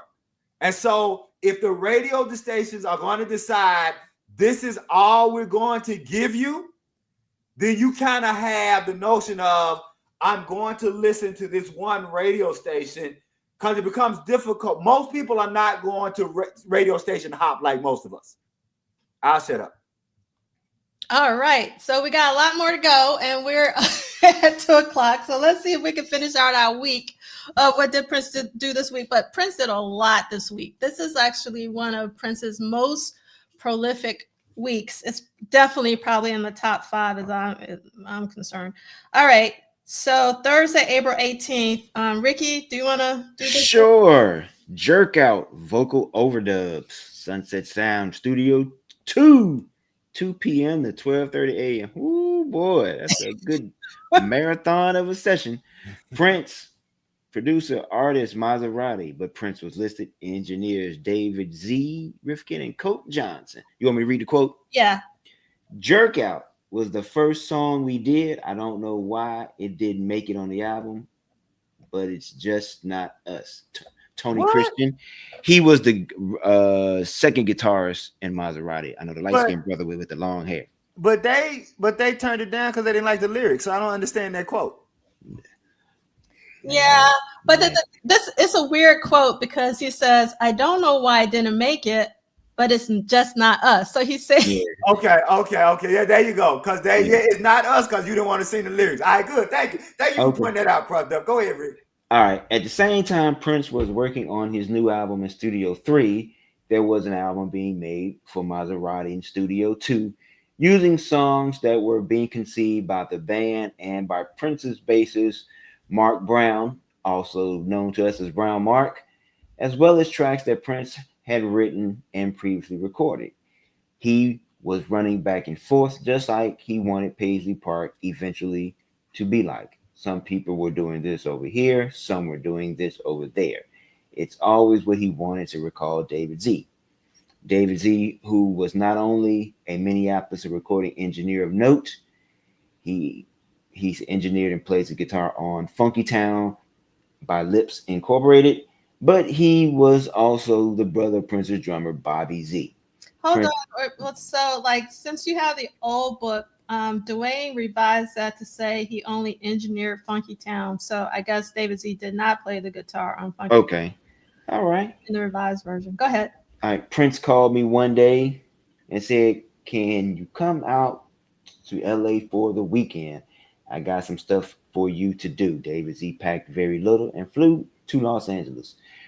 When I got there, I went in and saw Prince in Studio 3, and he told me I would be working in Studio 2 to produce a new group he had signed to his Paisley Park label called Maserati.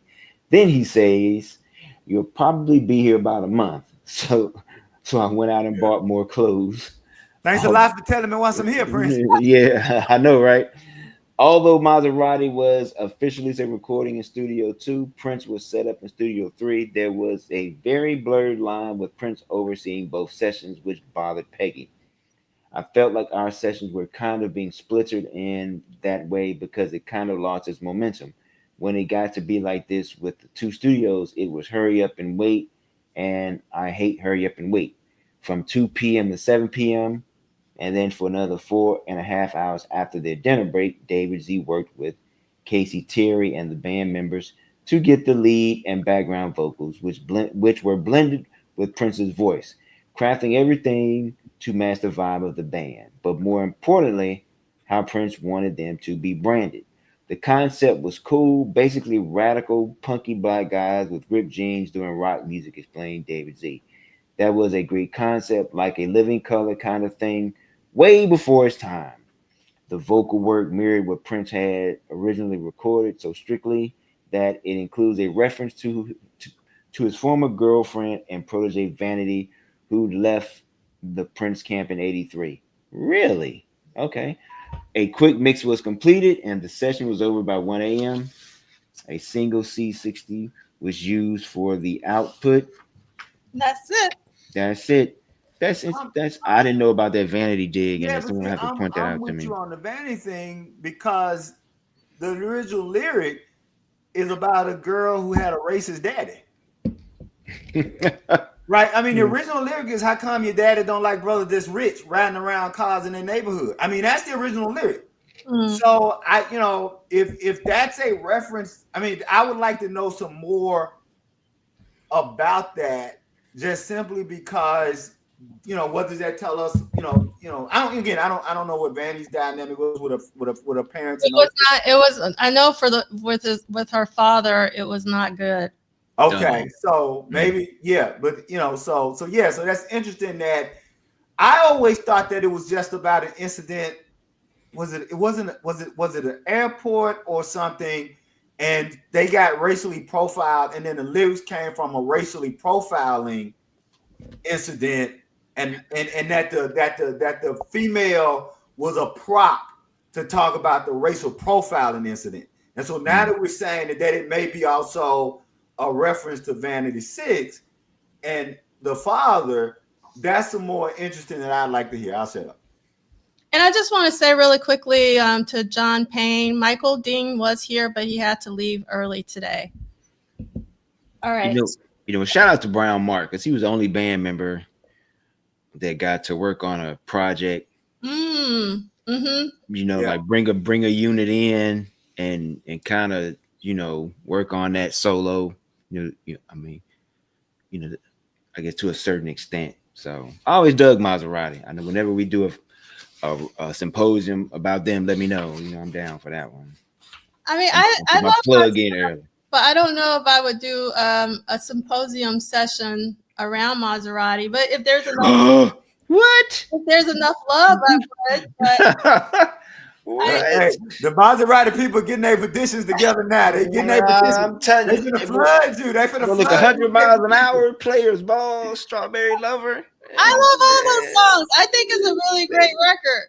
I'm not saying I don't think it is. I'm gonna be honest. Like for Romance 1600, it was hard to get people to do presentations for Romance 1600. So I'm grateful for the ones that I got. And that's I didn't know that. Okay. Yeah, I had to ask people. So if it's hard for Romance 1600, it might be difficult for Maserati. I don't know. Me and C. Lee will do a presentation, man, for Maserati. No, I was gonna tell you no, because I'll be honest with you, and I may have my year off. There was another band that I hate when you say I wish the band would have been more like this. Do you remember the song? Because I always get the name of the band wrong. I normally get the name of the band wrong. There was a song called and brother Turnbull is in the chat, so I know he may know it too. The song was "Eat Your Heart Out," and I think Davion. I know exactly who you talking about. So I saw Prevent Death face when I said. So when I heard "Eat Your Heart Out," I was like, I wish Maserati was more like this song. Yeah. Oh Davion, I remember that. Pain, eat your heart out. I remember that. In fact, I still bump "Eat Your Heart Out." I still bump it. What, man? I mean, the thing I want to be clear. I love the Maserati album. I'm not saying that but it's different when you have to pull teeth. Yeah. Oh, I understand. Yeah. And like Blade Brown, we definitely not doing. Woo, the comment. We definitely do that one. I mean, I will say this, man. I think in the in the 5 7 people nothing get down. Get on up now. I think all of us who were into Prince around that time had great hopes and expectations for Maserati. You know what I'm saying? I know. So we wanted, I know, the best for him, and you know, I know we did get that one Under the Cherry Moon. I think movie premiere party, say performance. Yep. That man they did, which it was very great, and you know, like we never got to see him after that, you know, and you know, I think more than the groups that came after them or the projects that came after them, I think they have a story that's interesting and man should be told. Yeah, Cam. Yeah, but I mean, cause you know, like Prince and Brown Mark did like work on this, so like you know, and I know from what I remember, or say from what I may have been told, it was primarily Prince and Brown Mark doing Prince, Brown Mark, and Sir Casey doing like the music on like most of the album, and not like the band themselves. So I'm sorry, I'm just not reading this. Big Sexy has never heard the Maserati album. What? You gotta listen to it. I think you really like it, Big Sexy. I really do. Yeah. All seriously, I liked it. And like you said, that live performance they did for the Under the Cherry Moon premiere, which my wife still says shitty my own me. Let's move on. That I was like you when you saw him live. I was like, what happened to him, right? Because once you see him live and you hear it live, you're like, okay, they're gonna be the next thing, and then they just disappeared. Yeah. I like the suggestion thanks, Chris. I think a miscellaneous session could work for sure. I like that idea. Thank you for. Hey! Look here. We do miscellaneous. Oh man, just left my mind. What was the dude who did the did the rap in Graffiti Bridge? TCL. Yeah, somebody gonna come do the damn TCL album. All right, you open them doors if you want to. Yeah. When you gonna let me rap, kid? Yes, I'm sure someone loves that album though. Dang, I never got a chance to rap. Yeah. All right. Okay, so we did Jerk Out, and Steely, can you read Friday, April? Okay, before we go to read, so Peggy's comment applies to Duane's book. So we just read about Jerk Out, which was Thursday, April 18th, and then there was a section with Prince's Studio, which is Studio 3 for Thursday, and then the same is going to happen for Friday. There's like, he's going back and forth between the studios, so I'm sure it could be a lot. Okay. For an engineer to just be sitting there waiting for him to be hopping around. Yeah, that's what I was thinking. Like, I can see what the people playing are doing all them hours. Are the engineers just sitting around waiting on instructions while? I mean, I'm guessing they checking levels and everything while they're recording. So they're checking levels and just okay. So because I always wonder, what are the engineers doing for those 8 hours? Like making sure stuff is mic'd correctly, and if it's a making sure like if there's effects on certain instruments and things like that, like if it's compression or phalange or something, you know what I'm saying, just kind of doing like that technical part. And then when he says, all right, okay, hit record, they're there, and he's like, hit pause, they okay. You know what I'm saying, or I mean, especially they're probably more hands-on with the vocal probably part of it, because you got, okay, let me do another take, you know what I'm saying? Or let me do this, that, or whatever. So yeah. Somebody gave some Miss Thang some love. Look here. Put Towels for his quote on the screen. Which one? About the gun mic. Okay. I did not know there was so much hate for the gun mic. I must have been the only person that was unbothered about it, because everybody out here who talk about the gun mic, folks must have really. Now, and let me say this about the gun mic, and again, I am who I am. During the 90s, I was not aware of what was happening in the hip hop. I am not a hip hop person. I did not listen to hip hop. So when I hear people say Prince was chasing hip hop, if I don't know what the hell is happening over there, so I don't have that kind of perception of it. So when people talk about they hate the gun mic because Prince was being, no, I'm gonna tell you what I thought the gun mic was. Remember, Prince had the microphone clip. So his microphone, like Prince wouldn't take like the microphone off the thing. Prince had a microphone clip that would click down into the stand. So when he would pull it up, he was doing that with the gun thing with that microphone clip stand. I think some of y'all, I think Lee Christian and some people like that would know what I'm talking about. So I think the gun mic was not so much him chasing hip hop. It grew from that gun mic, from that. Do you understand? Yeah, the clip on mic. Yeah, mic didn't like this mic. There you go.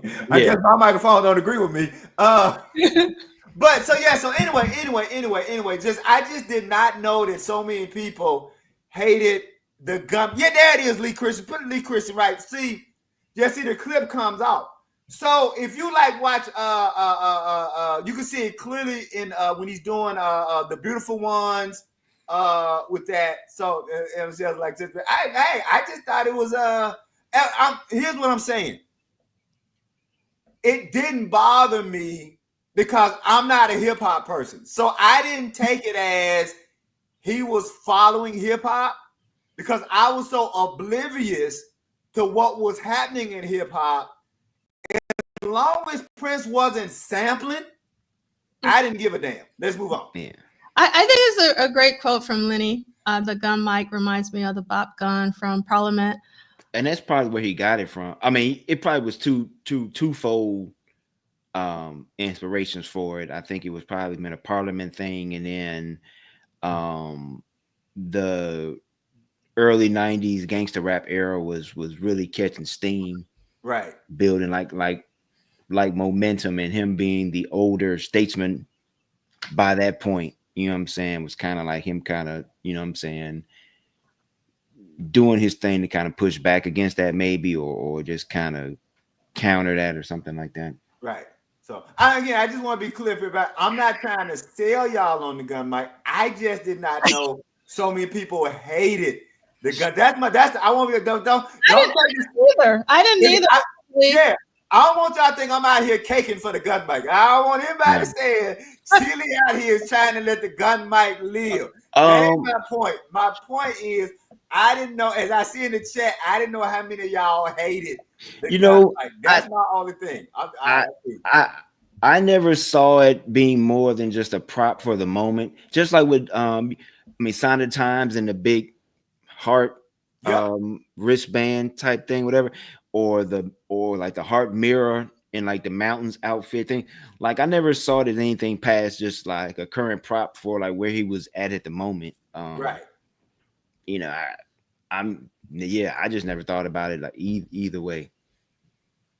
Yes, and just real quick, so just Baby Love, we did talk to Andre if you wanted. I mean, actually, for the DM40 GB30 symposium, he actually talked to us 2 different times. I did an interview with him and Joe Jones, and he also did a live commentary of the Dirty Mind show alongside Vernon Reed and Jason Orr, and why am I blanking? I think Nicolay actually was the person. Right. So it's on the YouTube channel. If you just if you search Andre Simone, you'll be able to see it. But I honestly didn't know that the gun mic was so controversial. Right. So something new today. See, I started seeing that like, damn, they hated that gun mic. Okay, all right. So, learn something new. All right, so let's do Friday, April 19th. He did a whole lot. Crystal Tracy's Parade, listed as Wendy's Parade, overdubs, new position, not listed, overdub mix. I Wonder You, not listed, overdub mix. Under the Cherry Moon, overdub mix. Evolved Dog, which is God is Love. I'm sure we all know that. Some of us did not know that there was a lady in the background on the Around the World in a Day album. So we need to make sure people know that that's what it is backwards, because some people just don't know. There you go. So if you don't know, Evolved Dog is God is Love backwards, right? Instrumental listed as untitled track, tracking overdue mixes. Others Here With Us, that spooky, scary ass song. Tracking mix. Tibet, I'm sorry, that song, I like it, but that's the one spooky ass, scary ass song. Let's move on. Tibet, mixing track. Sunset Sound Studio 3, 2 p.m. to 2 a.m. Good Lord. Book, Lockout, producer Prince, artist Prince, engineer Peggy McLennan, and assistant engineer Susan Rogers. Okay, you went too quick over the time. Let's do that slow, the time. Okay, yes. Sunset Sound Studio 3, 2 p.m. to 2:30 a.m. Good Lord. Now, you got to take in context that he's been in the studio all week. That's another 12-hour session. And 12 hours, 30 minutes. Woo! My goodness. I bet you he was funky when he left that studio. And just in the Lisa Coleman quote, the fact she got Fairlight in all caps let you know how expensive and good it was. Prince got a Fairlight. Exclamation point. Exactly. Look at, we know Lisa was happy that day. Lisa's like, who that's for? Who gonna play that? This was the coolest sampler keyboard monster ever. We loved it, and it inspired a lot of unique ideas. The type of songs that we use sound effects and flutes and orchestral samples, etc. It was a brand new box of crayons in a preschool with no grown-ups around us, so not to color on the walls. Told us not to color on the walls. Thank you, Lisa. That's a great way of thinking about that. And we'll have time. I'll come back there because that's interesting. Skip the first paragraph. Okay, skip the first one and then go to the basic work. Mm-hmm. All right. The basic work during this session involved additional overdubs for the tracks he recorded 2 days earlier. After midnight or sometime thereon, April 20th, Prince continued experimenting with the Fairlight and began recording Others Here With Us, which was, according to Peggy, a very strange song. I'm with you, Peggy. I'm with you. Indeed, the track was one of those bizarre numbers he'd ever attempted.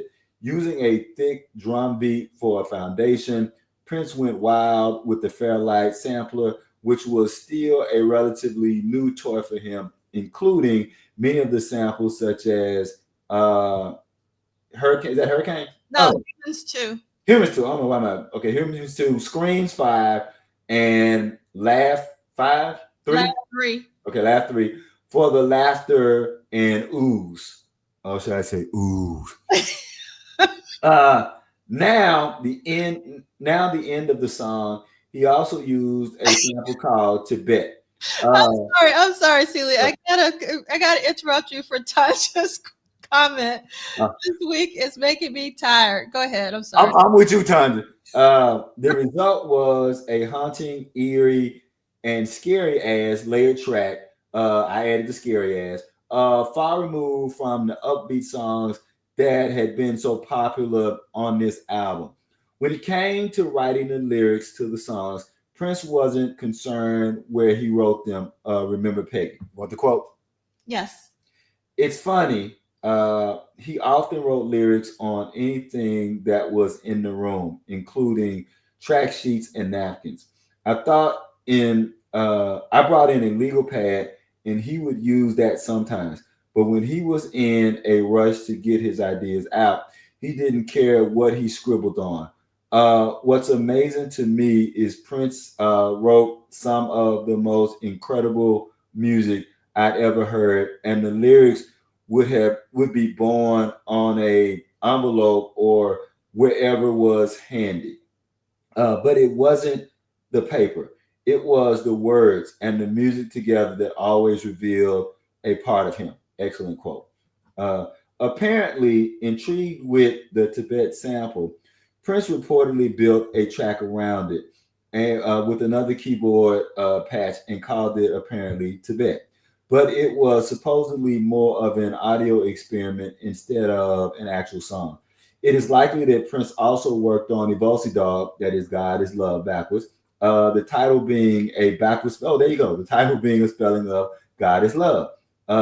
At the end of the session, it is probably still an instrumental. It was probably still an instrumental based on the steel drum groove he played on the Fairlight. similar to the one he used on New Position. The inspiration for the steel drums sound can be traced to a gift from his former girlfriend, Vanity Six, Apollonia Six member Susan Moonsey. Quote, I went to Trinidad to Carnival because that's where I'm originally from. And when I came back, I brought him a present, which was a steel drum made by one of the more famous people in Trinidad. I gave it to Prince, and he opened this thing up and just started playing it just like that. And I'm like, are you kidding me?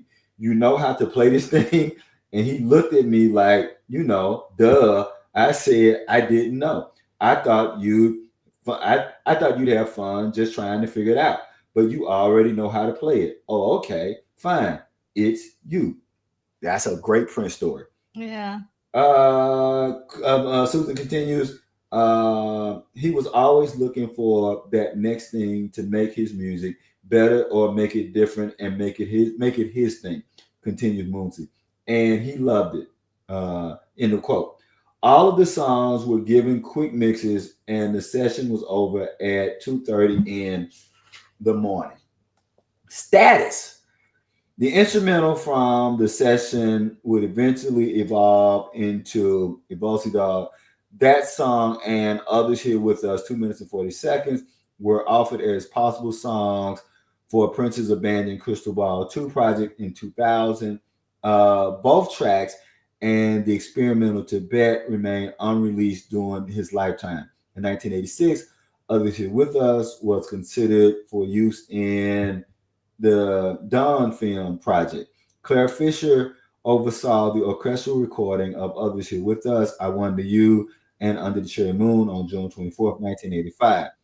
On a side note, the Bangles were recording I Got Nothing in Sunset Sound Studio 1 on this date. Prince had no involvement with that track, but within the next few weeks, he'd offer songs to the group for their next album, which would change the course of their career. Also, Tibet and Others Here With Us may have been recorded during the session on April 20th if they weren't tracked after midnight on April 19th. And I'll just end by saying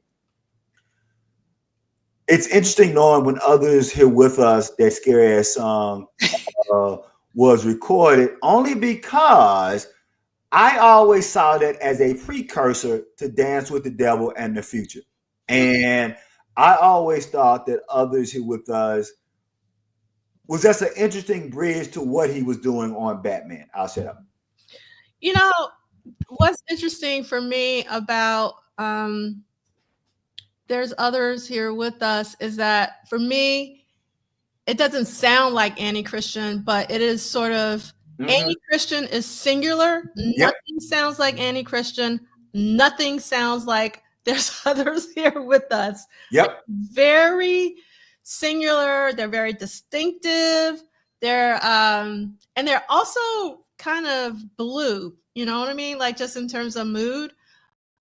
So I like Others, but I don't listen to it because I'll get depressed if I listen to it. I mean, like really, I'm not being funny. Like it can be pretty harrowing to listen to that, especially at nighttime. If it's like really dark, you don't want to listen to that. So I wanted you to read that entire chapter because he was recording for 12 hours and 30 minutes. So if you got tired of us reading, I want you to think about Prince being in the studio for 12 hours and 30 minutes, even after being in the studio all this week. So, yeah. Okay, we're going to skip Friday, April 19th jerk out because it's really about Maserati, and then give you something to read. Yes. No love for Maserati. I love Maserati. But got to read 2 more Saturdays. Okay. Yeah. So I guess we can. Yeah. Do you want to read this Maserati? Which one? The Friday or the Saturday? I was gonna wait for the Saturday one because it's shorter than the Friday one. So let me do Saturday, and then you can do Saturday, the first Saturday, and then you can take the second Saturday. All right. Okay, Saturday, April 20th, 1985. Old Friends for Sale, Tracking Overdubs Mix, Life Can Be So Nice, Possible Overdubs Mix, Chlorine Bacon Skin Mix. Sunset Sound Studio 3, 12:30 p.m. to 8 p.m. Booked Lockout. Producer Prince, artist Prince and the Revolution, engineers Peggy Mac Leonard and Susan Rogers. Okay, I'm gonna skip the quote. You know what? Okay, you can skip the quote, but I do think it's important because I've always looked at Old Friends for Sale, the original version with the original lyrics, not the one on, as it may be for me one of Prince's most personal songs. And I just stopped there. It comes back up in the narrative. Okay, go ahead. So that's the reason why. Okay. And again, we're like already almost at 2:30, and I want to make sure we end at 3. So, all right. So we're gonna skip over to 96 if you have the paperback version, and we're gonna skip all of Prince's quotes, which I would not do, but I'm sorry. I'm trying to save time. So we're gonna start with this quote from Peggy that says, "I think music saved him. He taught himself to play all these different instruments, and music was aching to get out of him for all those years because it just never stopped." Prince pushed hard to be the best at everything he did, and according to his manager, Bob Cavallo, Prince was certain that he'd achieved that. Of all the talents he had, and they were huge, the one that blew me away the most was his confidence, and that's Bob Cavallo. But underneath that flawless exterior was a man who rehearsed harder than anyone, recorded longer than anyone, and did the work necessary to appear perfect. So I'm going to skip the next 2 paragraphs and go down to, at the time, one of the most recognizable of these for Prince was his lead bodyguard, Big Chick Huntsberry. Not only was he now a star from his role in Purple Rain, but he was also an intimidating presence next to him during the recent award shows. He treated Huntsberry family like his own, giving them birthday presents and enjoying dinner at their home. He loved Mom's spaghetti and meatballs, and the chocolate chip cake was a big one. Big Chick's daughter, Rebecca, told People magazine in 2016. He'd call and say, "Linda, can you make me a chocolate chip cake?" And she would say, "Well, sure, honey." When Big Chick quit working as his bodyguard, it was devastating for Prince. Even more damaging was the recent news that he'd sold his story to the National Enquirer, meaning Big Chick had sold the story to the National Enquirer, supposedly to get money for a cocaine habit, as Huntsberry later detailed. I'm going to skip this quote. "The news of this intimate violation shook Prince to his core and inspired him to write Old Friends for Sale, one of the most personal tracks of his career to date, detailing the people who he felt hurt him," as Peggy recalls. "The 2 friends of mine that got stuck in the snow," probably means Jimmy Jam and Terry Lewis, because of when they missed the concert in 1983 because of a snowstorm and were fired by Prince, and the drug references in the song are probably referring to other people that he worked with that had habits like that.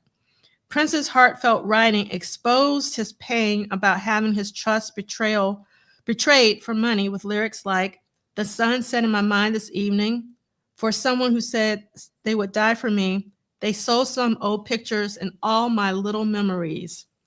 Chump change is to unravel the mystery."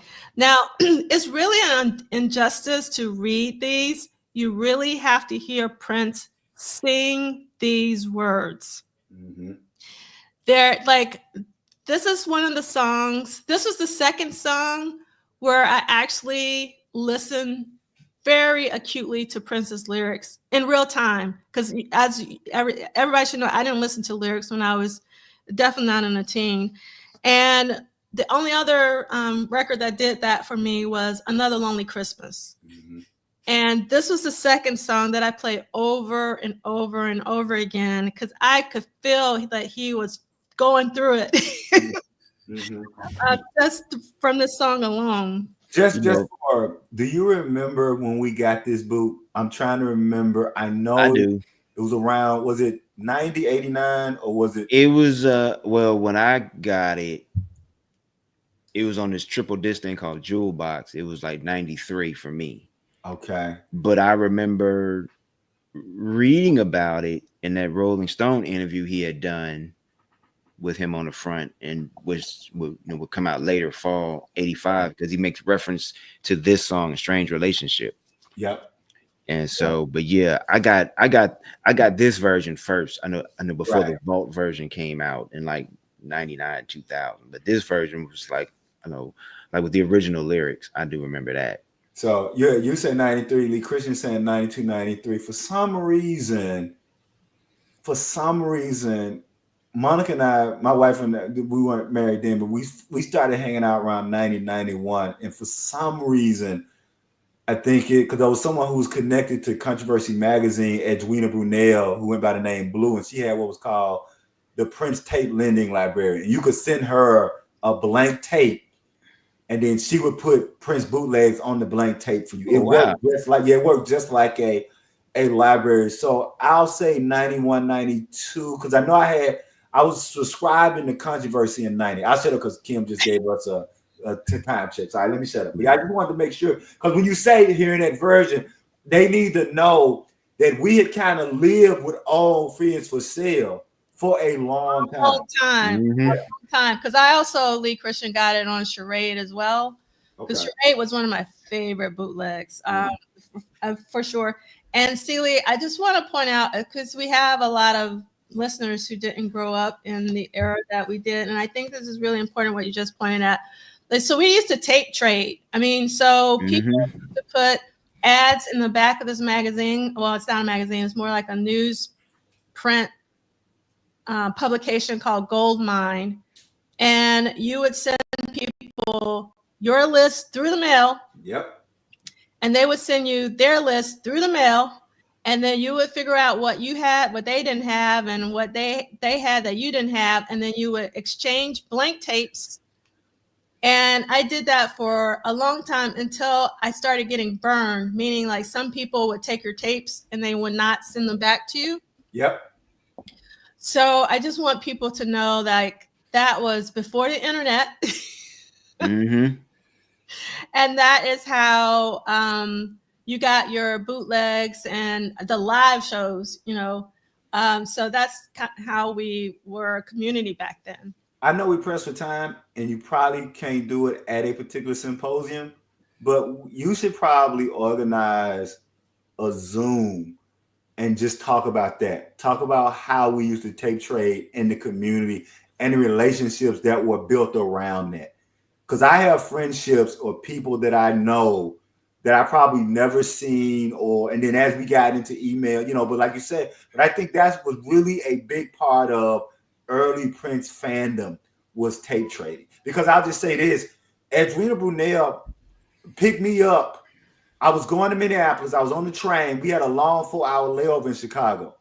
And based solely on tape trading, she came and picked me up at the train station. So I wouldn't have to be at the train station for 4 hours. And we had only met through tape trading up to that point. I said. Another thing that Lee Christian has, and this is so important, is that we used to have record fairs. In fact, there were in your local hotel, they would rent out the ballroom, and there would be several record stores, record collectors selling their wares. And it's more about trade. It's more than just trading tapes. It's more than just going to these record conventions. It was about the Prince community and the people that you would meet. I'm married to a man that I met at a record convention in 1989, 1990 at a record convention looking for Prince bootlegs. Like that is how incredible the Prince community is, and how all of my real friends are Prince friends. I mean, and like the friends that I've had my entire life are Prince friends. And what's crazy about that and why that's important is because Prince in real time always gave us something to talk about, always something to look forward to. And now that he's gone, he still gives us things to look forward to. He still gives us things, that we can talk about, which is so incredible. So I am so happy. There's that T-shirt that says, I'm so happy my life aligned with Prince's. Oh my God, I am so happy mine did. All right. Okay. So I'm just going to get finished. I get to see, this is Peggy. I got to see a vulnerable side that most people don't see. Everyone on the outside saw a performer. I always just saw this guy from a very early age. I saw vulnerability and I saw talent and I saw a genius that I could appreciate. Then I'm going to skip several paragraphs. Prince began building the somber Old Friends for Sale without the help of any other musicians. I think this is also very telling. There's only Prince. This was all him in the studio, remembers Peggy. You can tell it was his drumming, it's just his style. Susan Rogers felt that Prince was becoming a much better drummer. Working with Sheila influenced him a lot. He felt a lot more confident and became a pretty good drummer. He still liked using the LM1, but he wanted some other options. The track ended up being fairly minimal, with the day's mix featuring only drums, bass, and the Fairlight synth. No guitars and nothing flashy, which allows his lead and background vocals to be more penetrating, driving home his pain to the listener. Prince likely also recorded a few overdubs on Life Can Be So Nice and shuffled elements from the original longer jam. After the quick mixes of the two tracks and possibly Chlorine Bacon Skin, the songs were recorded on 4 C60 tapes, and the session in the studio was over at 8 p.m., which was earlier than usual for Prince. He then went directly into Studio 2 to record with Maserati, which was typical of how hard he worked and how much he demanded of others. Status. The version of Old Friends for Sale, 3 minutes 29 seconds, from this session remains unreleased, although the vocals were ultimately rewritten and re-recorded, reflecting a different perspective by Prince with some distance from the actual events. The updated track was released in 1999 on The Vault, Old Friends for Sale, an album that Prince would dismiss as a contractual obligation. I'm a huge fan of The Vault album. And I did not know that Joe Cocker sang Five Women. I did not know that Joe Cocker sang Five Women. I did not. It's a great album. To Warner Brothers as opposed to one with an artist's vision. Claire Fisher recorded additional orchestration for the track on July 3rd, 1985. Now, I do prefer the original version of Old Friends for Sale as compared to the one that's on The Vault, but I do love The Vault as a whole. And the one, how can I say this? Lyrically, I don't want to say, maybe because he didn't want it to be as personal, the one on The Vault sounds like you're doing too much lyrically. So because it removes I saw that. You're right, Kim. I'm just putting stuff on her plate, regardless if she got enough on her plate. So I'm like the one on The Vault. I just hate it when he changed the lyrics because we had lived so long with that original version. So when I hear My Night Dark as the Purge, I'm like, come on, man, that ain't what I want. I want. Come on, brother. This ain't. Like I literally, whenever I hear that version, I go, yeah, I mean that's a cool image, but that's you doing too much. You come on back to the real raw lyric that we had. All right, I'll shut up. Yeah. All right, Ricky. This week Saturday, April 20th, 1985. I was in 8th grade. All right. Jerk Out, vocal overdubs, David Z. 100 miles an hour, vocal overdubs with David Z. Susie, Brown Mark demo listed as Susie with an I. Tracking mix, Sunset Sound, Studio 2, 1 p.m., 5:30 a.m. Booked, locked out. Producer Prince, artist Maserati, listed as Prince, engineer David Z. Rifkin, assistant engineer Coke Johnson. You want me to read the quote?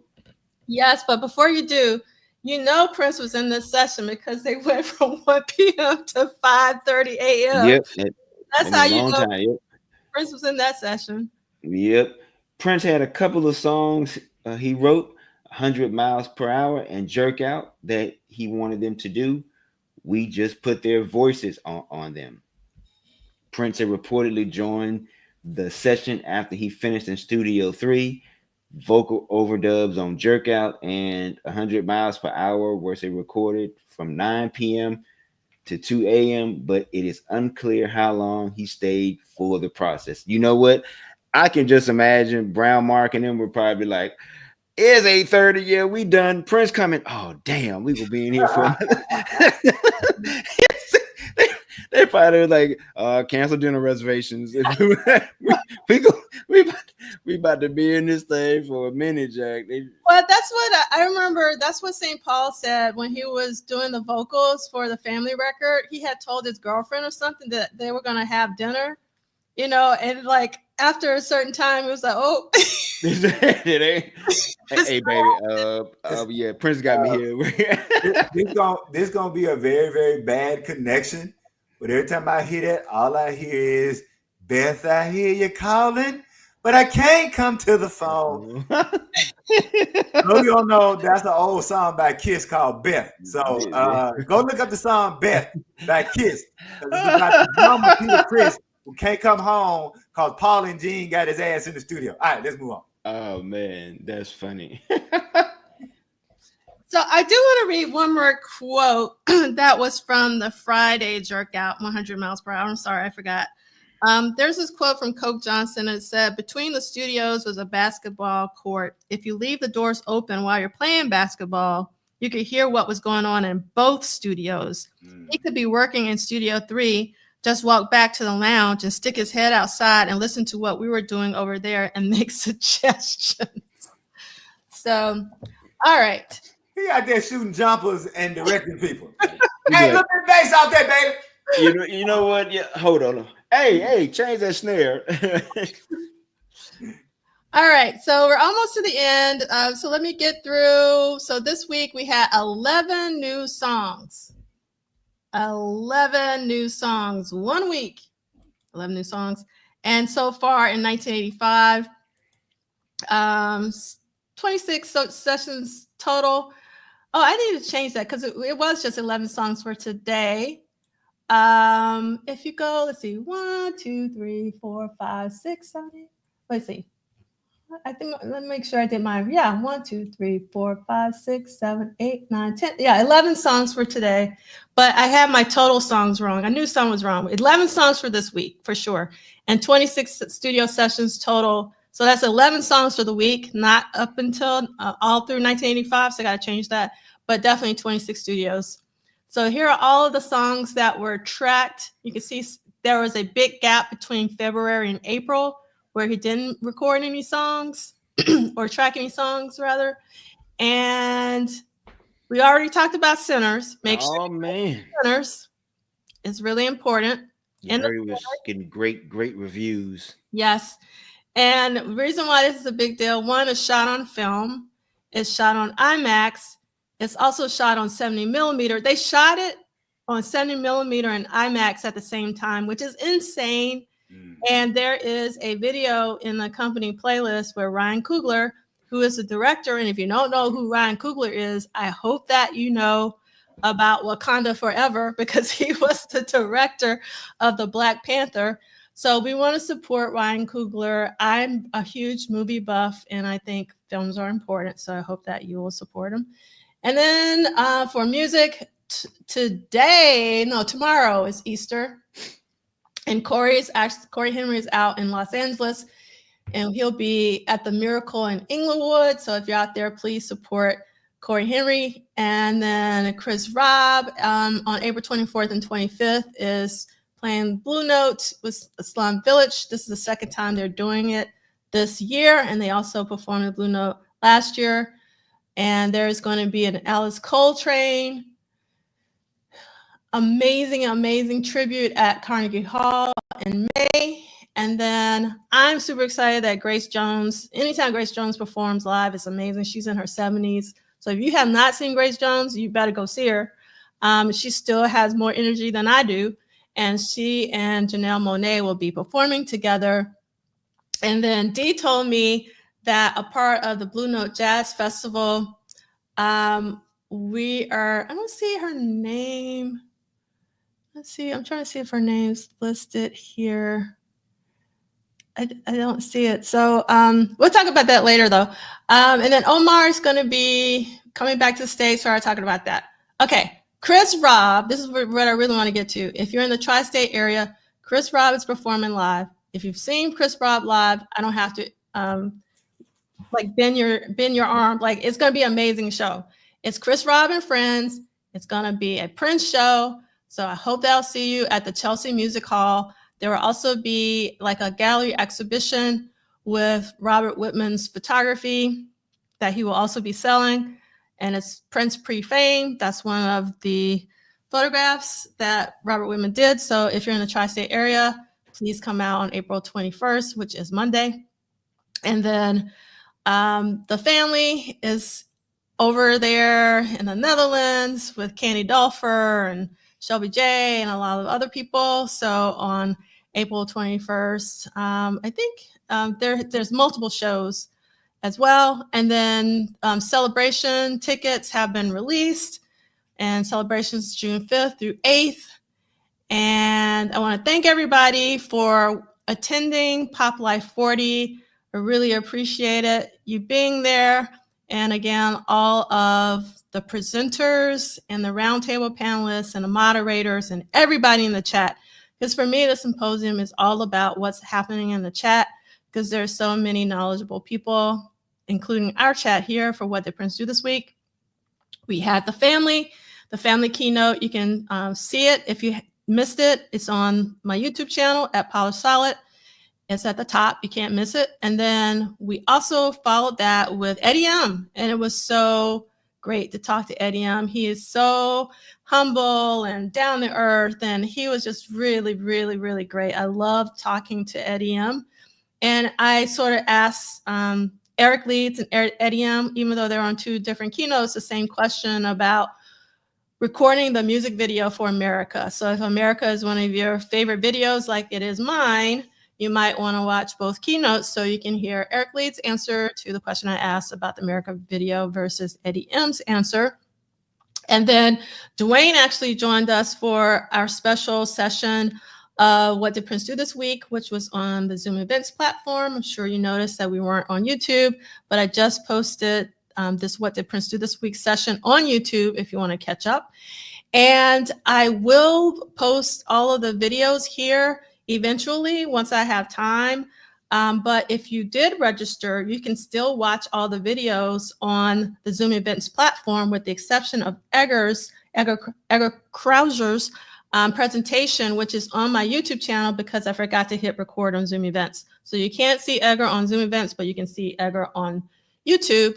And then for the music heavy presentations that I most likely will not be able to upload, I'm thinking of Adam Rudiger's in particular. I probably will have to end up posting theirs on vimeo.com/polished solid, because that's where I almost always have to. All right, so that's where you can get your video if you missed it or you need to catch up. Des Dickerson's GoFundMe is still alive, so I hope that you will contribute to it. And Dr. Funkenberry's GoFundMe is no longer accepting donations, but still, obviously, you want to reach out and say hello and make sure everything's okay. Then we have our accompanying playlist. And yes, I love this. Andre, thank you so much for letting me know that you loved Edgar's Around the World in a Day artwork presentation. Thank you so much. Love Sexy 71. Yeah, sexy. And oh, that's cool. Thank you, Lee Christian, for letting me know that your wife enjoyed it. That's amazing. And let's see.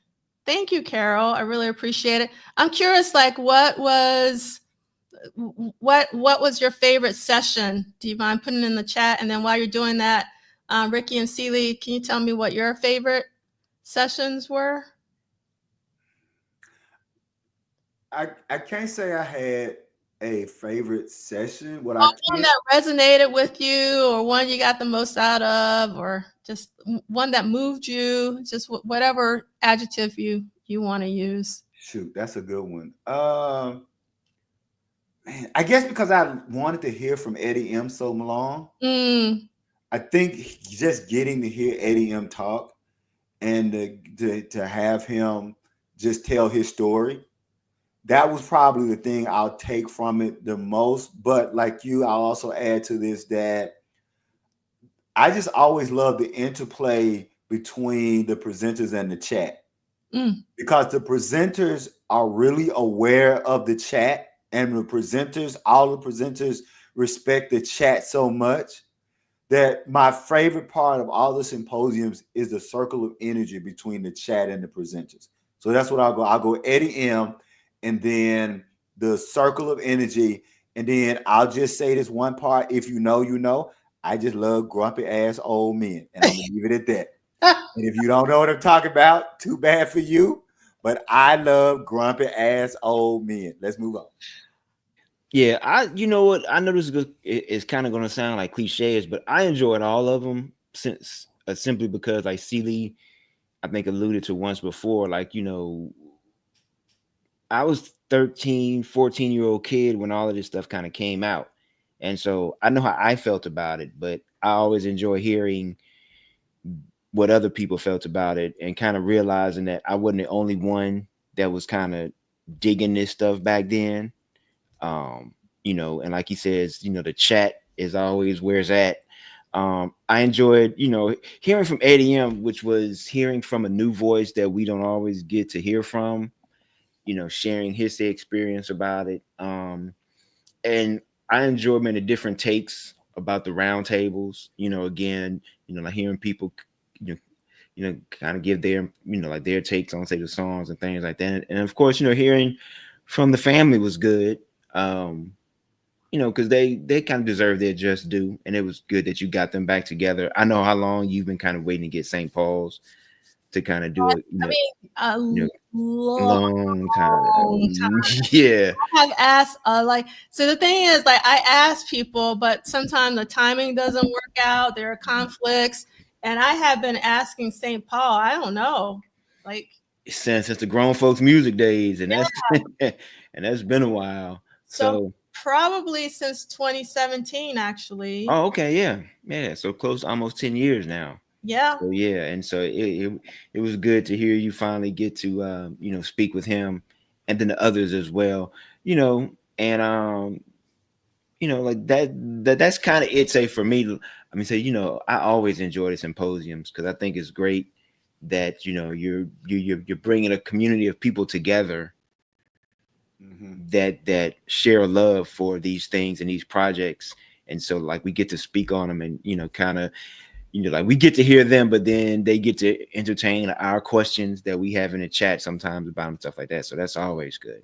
I always think that. I will just add, I did forget about this point. I was so happy that on every panel, every presentation, we kept hearing the word poetry. Y'all know that meant something for me. I almost forgot about that. So I was so happy that people were actually using the word poetry, because that's what my research is on Prince. That's what is centering me. That's what, you know, other than the blues and the guitar, that's what I'm there for. And the fact that this era, these 3 albums that we discussed, to hear so many people keep saying the word poetry. I think if we talk about what our hashtag, we was joking at the beginning, what's going to be our hashtag for Panties Are Pivotal. I think it could have been hashtag poetry. That's it, I'll say. Oh yeah, and I forgot. I know we meant to get to this on the family roundtable, and said we didn't do it, but the rehearsal. You know, I hate that we didn't get to discuss, man, the rehearsal, but we were kind of pressed for time because we were having so much fun. Shout out to everybody, Jason, sister, DJ Soul sister, Tammy, everybody that kind of contributed and joined us in the chat, man. Y'all made it. It was fun. It was great.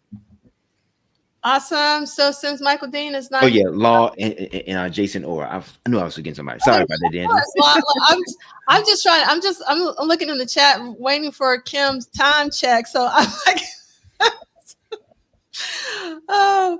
So Ricky, do you want to take us out? Sure will.